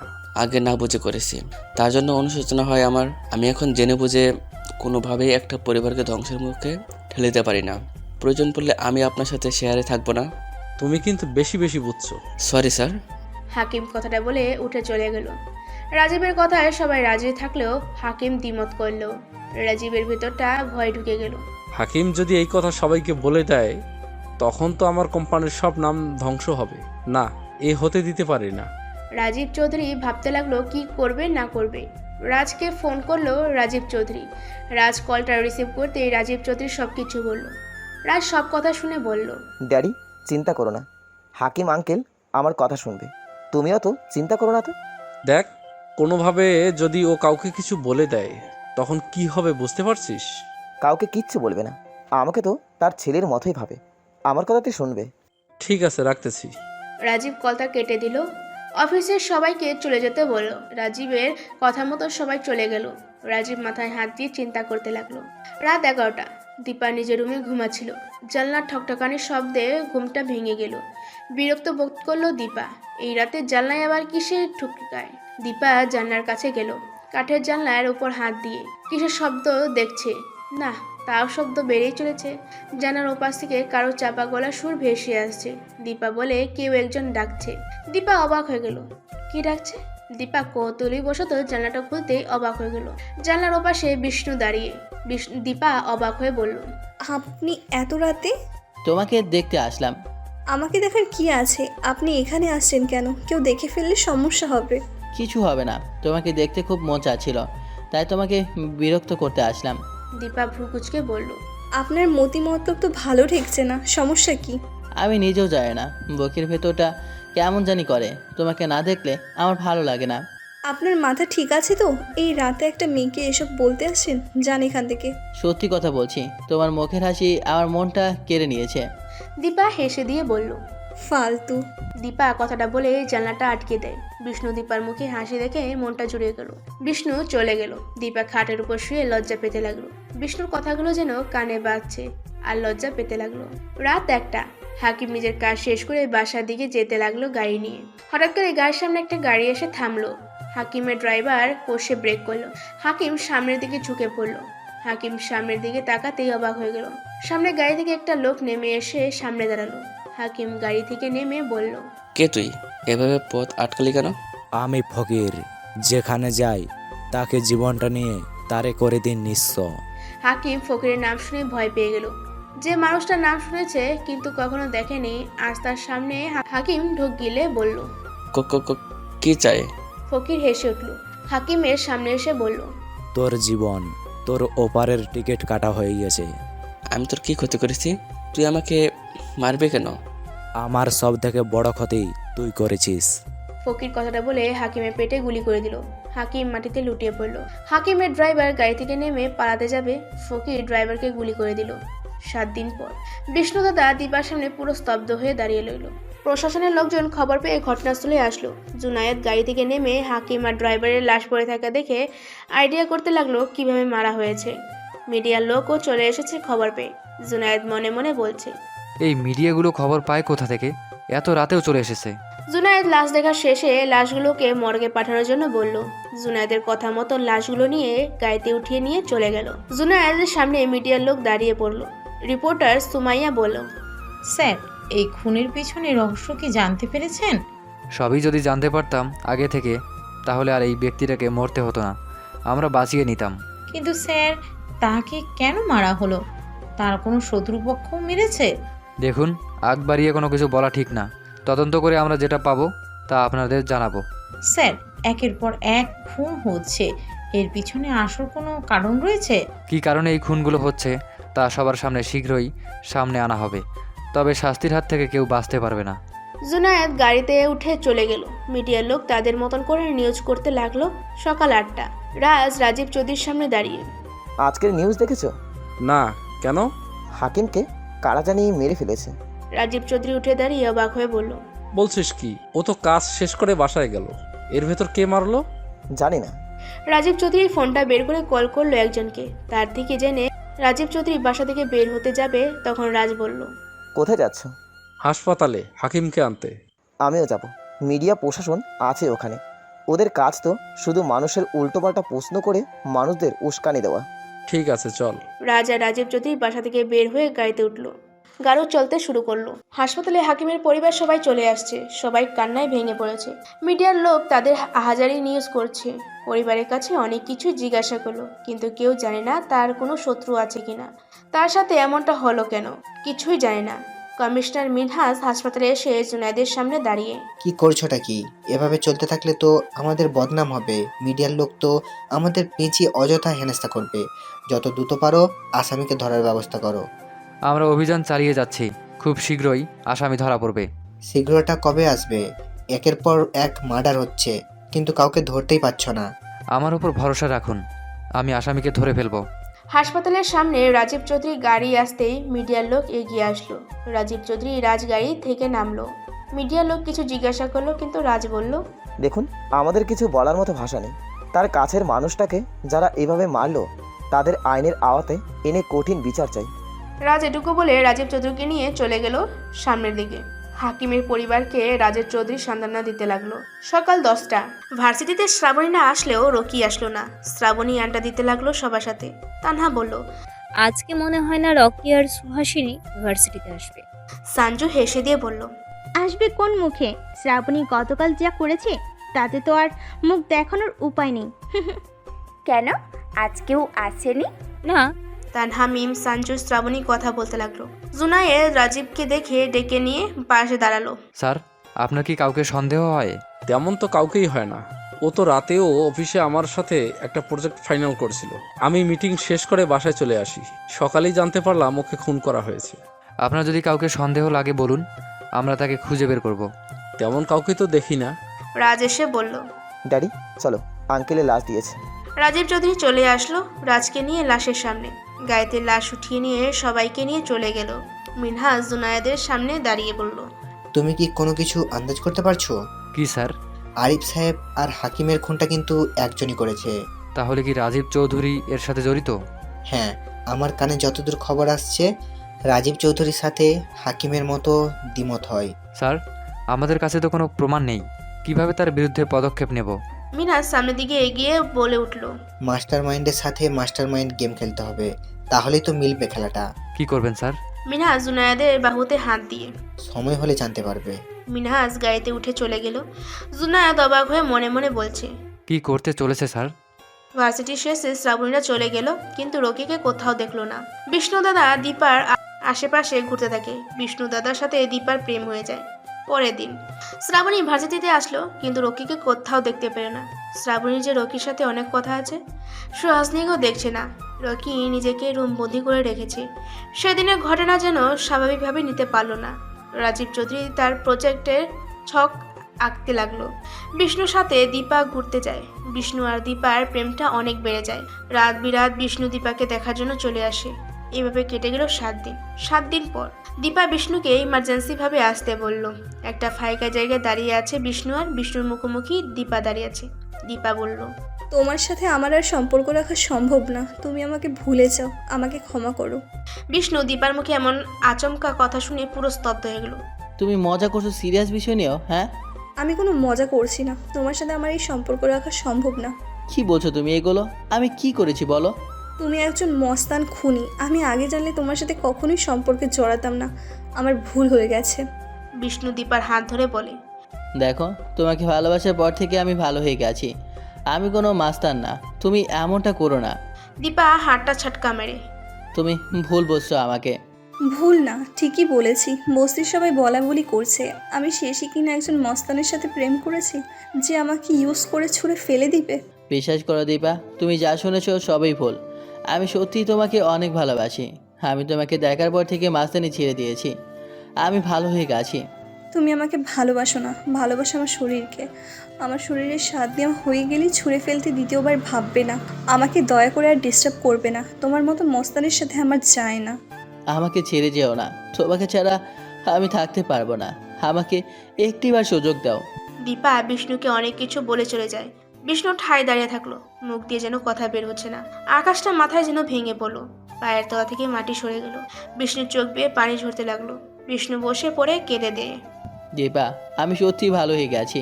তোমাকে নিয়ে আমি নতুন করে বাঁচতে চাই। আমাকে ছেড়ে যেও না। আমি পারবো না থাকতে তোমাকে ছাড়া। তোমাকে ছাড়া আমি থাকতে পারবো না। রাজীব চৌধুরী কোম্পানিতে নতুন লোক নিয়োগ হয়েছে। এক এক করে সবাই ইন্টারভিউ দিল। রাজীব চৌধুরীর সামনে স্মার্ট একটা মেয়ে বসে আছে। রাজীব চৌধুরী প্রশ্নের উত্তরগুলো স্মার্টভাবে দিচ্ছে। রাজীব চৌধুরী বেশ ভালো লাগলো মেয়েটাকে। রাজীব চৌধুরী বলল, নাম কি তোমার? জ্যোতি। বাহ, অনেক সুন্দর নাম। তোমার স্মার্টনেসের সাথে সুন্দরভাবে মানিয়েছে। ধন্যবাদ স্যার। রাজীব চৌধুরী জ্যোতির সুন্দর রূপ দেখে মনে মনে ভাবছে, একেই সিলেক্ট করি, তাহলে বিদেশি ক্লায়েন্টদের সহজে কাবু করা যাবে। জ্যোতি রাজীব চৌধুরীর দিকে তাকিয়ে আছে।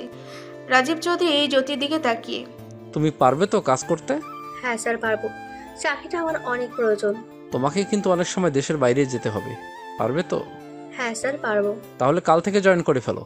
আমার নতুন প্রজেক্টে কাজ শুরু করে দাও, আমি ম্যানেজারকে বলে দিব। জ্যোতি খুশি হয়ে, আপনাকে অসংখ্য ধন্যবাদ স্যার। জ্যোতি রাজীব চৌধুরী অফিস থেকে বের হয়ে গেল। মনে মনে অনেক খুশি হলো জ্যোতি চাকরিটা পেয়ে। বিষণ্ণ মুখ নিয়ে বাসায় ফিরল। লিমন বিষ্ণুর চেহারা দেখে, দাদা কি হয়েছে? আমার প্রিয় জিনিসটাই হারিয়ে গেছে। দাদা কি বলছো এসব? দীপা জেনে গেছে আমি মাস্তান, ভালো না। তুই ঠিক কথাই বলেছিলি, দীপাকে সব কিছু জানিয়ে নেওয়া। ওকে জানিয়ে রাখলে হয়তো আজকেও আমাকে ছেড়ে যেত না। দাদা তুই বল, আমি অনেক বেশি খারাপ? না দাদা, তুমি খারাপ না। আমার দেখা চোখে তুমি একজন হিরো। রাখতে পারলাম না ওকে, আটকে রাখতে চলে গেল। দাদা আমি ভাবিকে গিয়ে বোঝাবো, তুমি চিন্তা করো না, আমি ভাবিকে ফিরিয়ে আনবো। ও কখনো আর আসবে না। আমি তো মাস্তান, খুবই জঘন্য আমি, খারাপ আমি, জঘন্য আমি, অনেক বাজে আমি। আমার ভেতর কোনো ভালোবাসা নেই, আমি পাষাণ। আমি ভালোবাসার নামে চাহিদা পূরণ করি, অনেক বেশি খারাপ আমি। বিষ্ণু এগুলো বলতে বলতে রুমের ভিতরে ঢুকে দরজা আটকে দিল। লিমন বিষ্ণু দরজার কাছে যে, দাদা দরজা খোলো। আমাকে একটু একা থাকতে দে। দাদা কিছু করো না, তোমার কিছু হয়ে গেলে আমরা কোথায় যাব? বিষ্ণু আর কোনো কথা বলে না।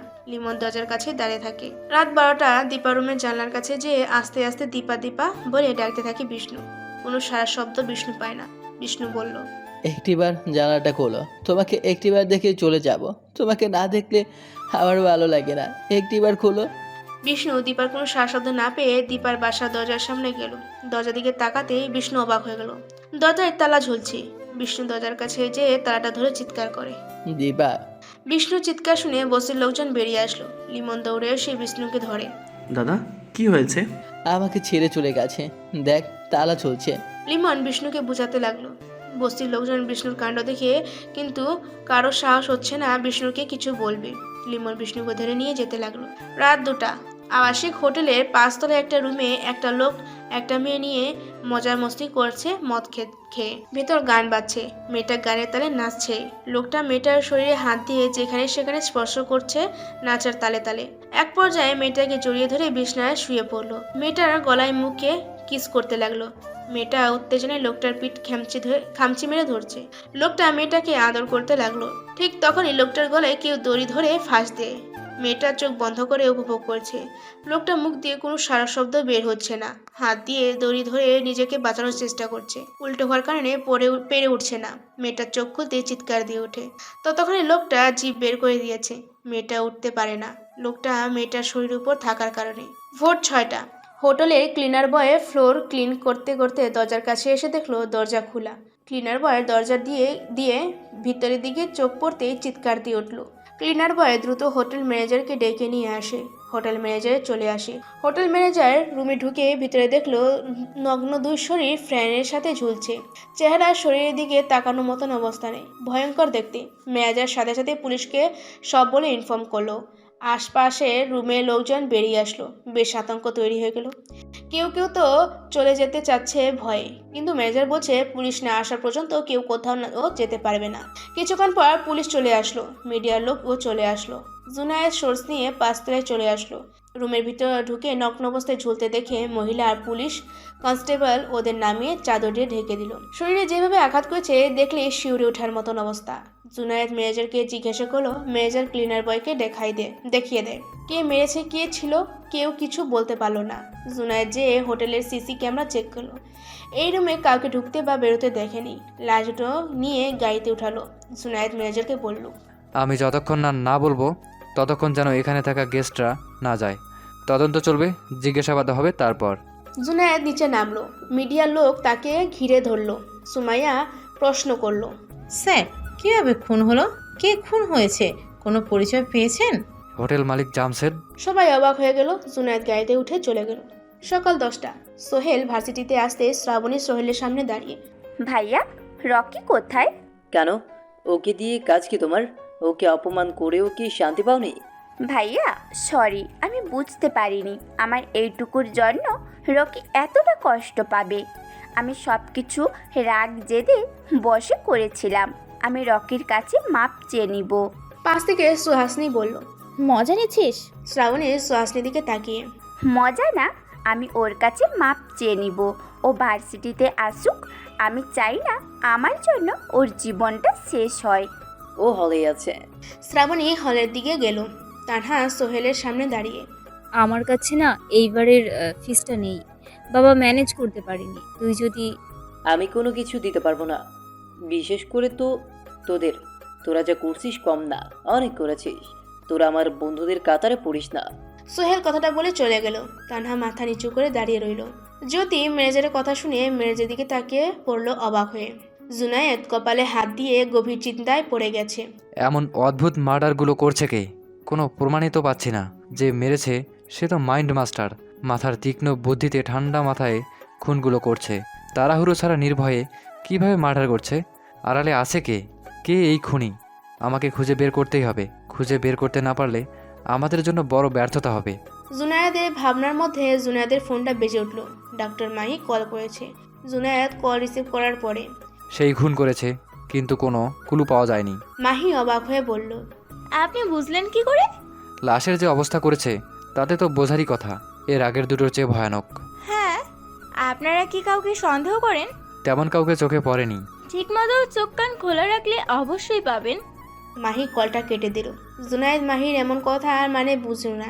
জ্যোতি অফিসে আসলে ম্যানেজার জ্যোতিকে সব কিছু বুঝিয়ে দেয়, প্রজেক্টও বুঝিয়ে দেয়। সব কিছু বোঝানোর শেষে ম্যানেজার বলে, তুমি হয়তো কিছুদিন পর চাকরি ছেড়ে চলে যাবে, আর তা না হলে বড় অর্থ দিতে হবে কোম্পানিকে। জ্যোতি অবাক হয়ে বলল, মানে আপনার কথা বুঝলাম না। ম্যানেজার জ্যোতির বাহুতে হাত রেখে চাপ দিয়ে বলল, তুমি সুন্দরী একটা মেয়ে।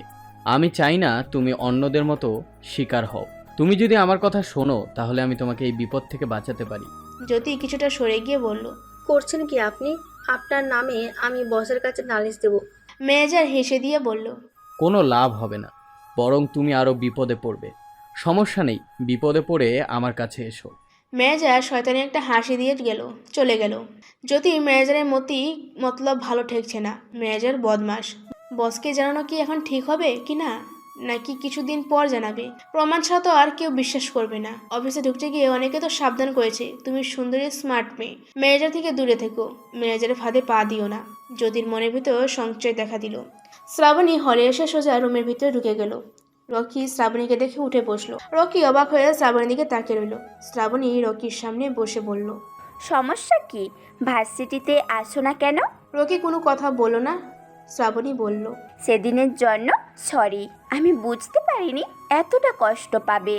রকি মনে মনে বলছে, আসছে নতুন নাটক করতে, নতুন কোনো প্ল্যান করে ফাঁদে ফেলতে চাইছে।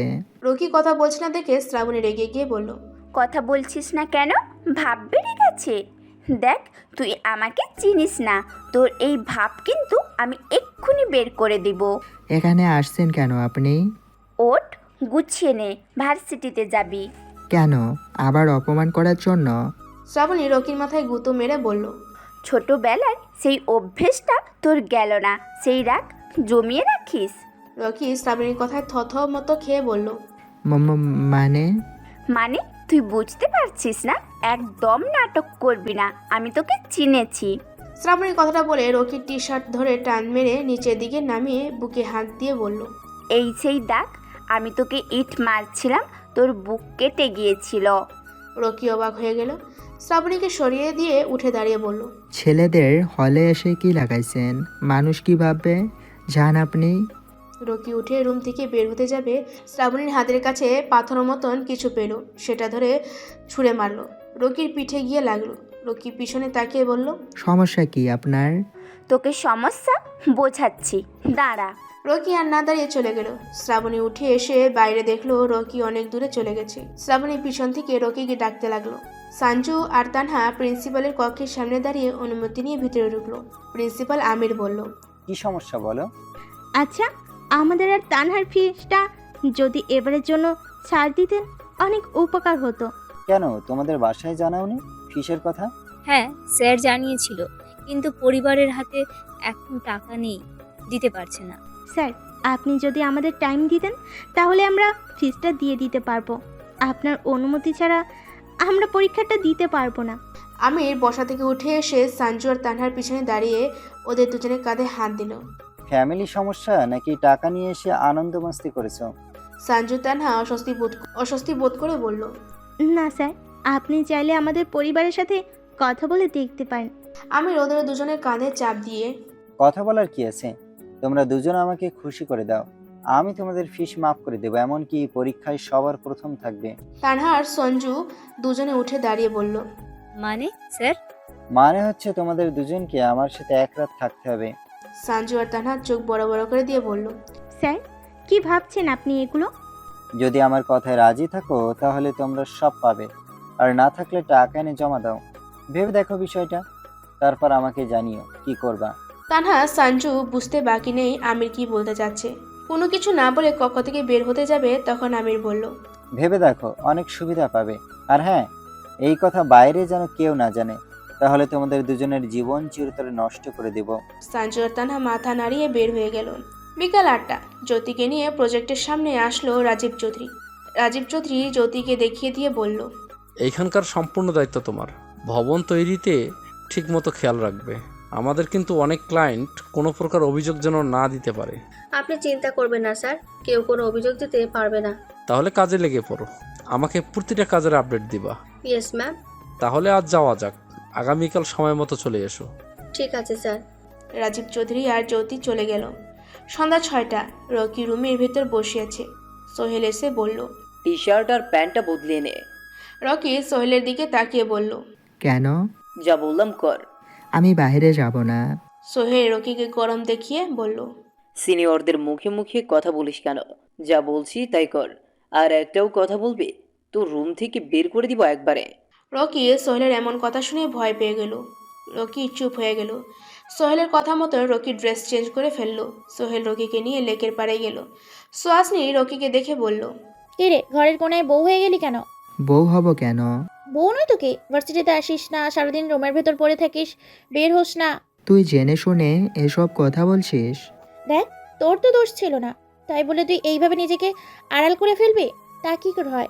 তাহলে তো মানুষ আরো পেয়ে বসবে।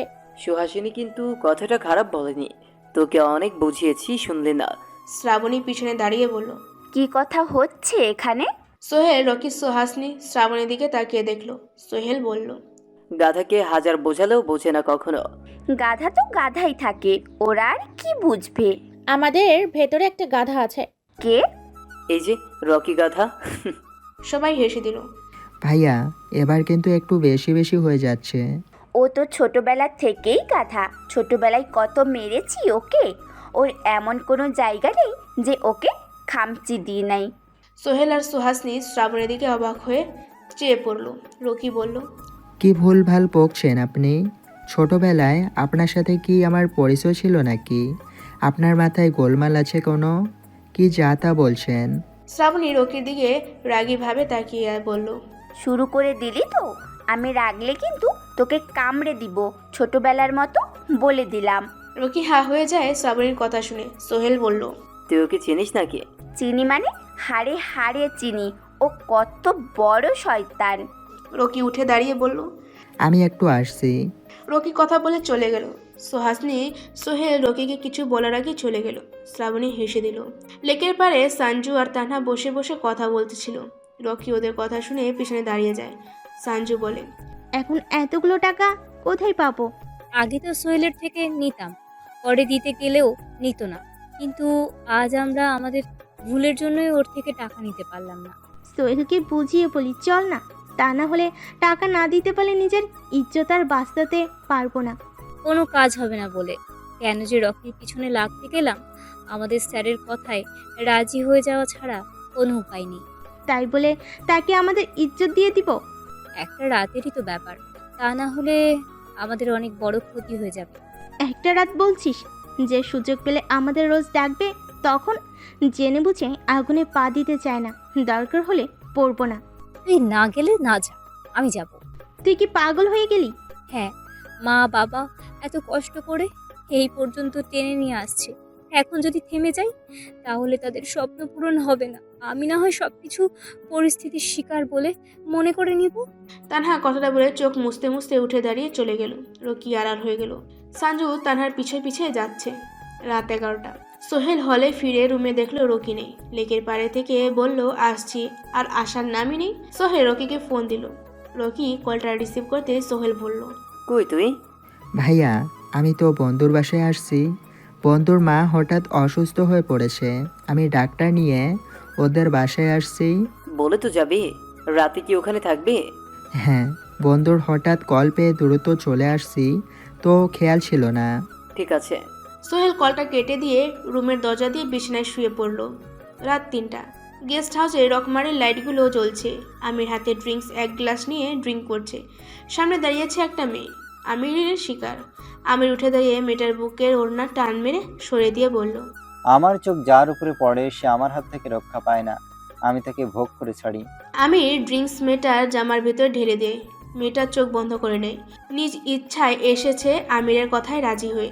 আমির বলল, অনেকদিন পর নতুন কিছুর স্বাদ পাবো। আহ আহ আহ। মেয়েটার মুখে কোনো কথা নেই। আমির মেয়েটার বুকে হাত দিতে যাবে, তখনই লাইট সব অফ হয়ে গেল। আমির বিরক্ত সুরে বলল, লাইনটা যাওয়ার আর সময় পেল না, নতুন জিনিস দেখার আগেই অন্ধকার করে দিল। আমার ফোনটা কই? আমির ফোনের কাছে যেতে আবার লাইটটা জ্বলে উঠল। আমির বলল, এইটুকু নাটক কি করার ছিল কারেন্টের? কালকে কারেন্টওয়ালাকে গালি দেব। আমার গেস্ট হাউসে লোডশেডিং। আমির পিছনে ঘুরতে যেন চোখে শস্য ফুল দেখতে পেল। মেয়েটার জায়গায় একটা লোককে দাঁড়িয়ে থাকতে দেখতে পেল। আমির একা একা বলছে, আমার নেশাটা বেশি হয়ে গেছে মনে হয়, কোচি মেয়ের জায়গায় আমি ছেলে দেখতে পাচ্ছি। তোর নেশা বেশি হয়নি, তুই ঠিকই দেখছিস। আমি লোকটার কথা শুনে চমকে গেল। চোখ দুটো ভালো করে ঢেকে দেখলো সত্যি তো। আমির বলল, তুই এখানে আসলি কি করে? ভারী গলায় নেশা বিভোর হয়ে। তোকে মারতে এসেছি, যাতে করে আর কোনো মেয়ের জীবন নষ্ট না করতে পারিস। আমির হেসে উঠে বলল, আমার বাড়িতে এসে আমাকেই হুমকি দিচ্ছিস? তোকে দেখাচ্ছি মজা, কাকে তুই হুমকি দিচ্ছিস? কে কোথায় আছিস? ওকে মেরে একটু বুঝিয়ে দে আমি কে। আমিরের কথায় কেউ আসলো না। আবারও ডাকলো, কিন্তু কারোর কোনো শব্দ নেই। আমি রেগে যেয়ে, তোরা কি সব মরেছিস নাকি? আসছিস না কেন? হ্যাঁ, সবাই মরেছে, সবাইকে মেরেই তো ভেতরে ঢুকলাম। আমিরের কথা শুনে লোকটা পা পিছিয়ে সরে গেল। লোকটা হেসে উঠল, মেয়েদের জীবনকে এতটা তুচ্ছ মনে করে তোর নিজের বলি বানিয়ে রেখেছিস, তোকে তো। লোকটা আমিরের বুকে গিয়ে লাথি মারল। আমির সোফার উপরে গিয়ে পড়ল। আমির নেশা করার ফলে ঠিকভাবে উঠে দাঁড়াতে পারছে না। লোকটা আমিরকে মারতে থাকলো। আমির বলতে লাগলো, ছেড়ে দে আমাকে। কি চাস তুই? টাকা, সম্পদ, বাড়ি, গাড়ি, সব বল, সব দিব। আমি শুধু তোর জানটাই চাই। লোকটা আমিরের শরীর থেকে এক এক করে সব জামা কাপড় খুলে ফেললো। আমিরকে উলঙ্গ করে ফেলে একটা চেয়ারে বসিয়ে বেঁধে ফেললো। আমির লোকটার মায়ের খেয়ে কোনো কিছু বলার ভাষা হারিয়ে ফেলেছে। লোকটা আমিরের মুখ ধরে বলল, জীবনে অনেক পাপ করেছিস, আজকে সেই পাপের মাসুল দিবি। ছেড়ে দে আমাকে বলছি। আমাকে মারিস না, ছেড়ে দে। আমাকে মারলে তুই বাঁচতে পারবি না। তোকে না মারলে আরও অনেক সহজ সরল মেয়ের জীবন নষ্ট হবে। লোকটা কথাটা বলেই আমিরের নিচের অংশটা কেটে ফেলল। আমি চিৎকার দিয়ে উঠল। হাতির মাঝখানে পেরেক মেরে দিল। আমির আর্তনাদ করতে লাগলো। লোকটা হেসে উঠল। কেমন লাগছে এখন? একটু ভেবে দেখ, মেয়েদের জীবন নষ্ট করার আগে ওদের কতটা যন্ত্রণা সহ্য করতে হচ্ছে। আজ তোকে সেই যন্ত্রণা বোঝাবো। আমার সহ্য হচ্ছে না, ছেড়ে দে। আমাকে আর কষ্ট দিস না, আমাকে মারিস না। সবে তো শুরু, তোর বেঁচে থাকার অধিকার নেই কোনো। লোকটা কথাটা বলে আমিরকে পাশবিকভাবে পেরেক মারতে লাগলো। আমির বাঁচার জন্য আকুতি মিনতি করতে লাগলো। আমিরের আকুতি মিনতি শুনে লোকটা যেন আরও ভালো লাগছে। সকাল 10টা।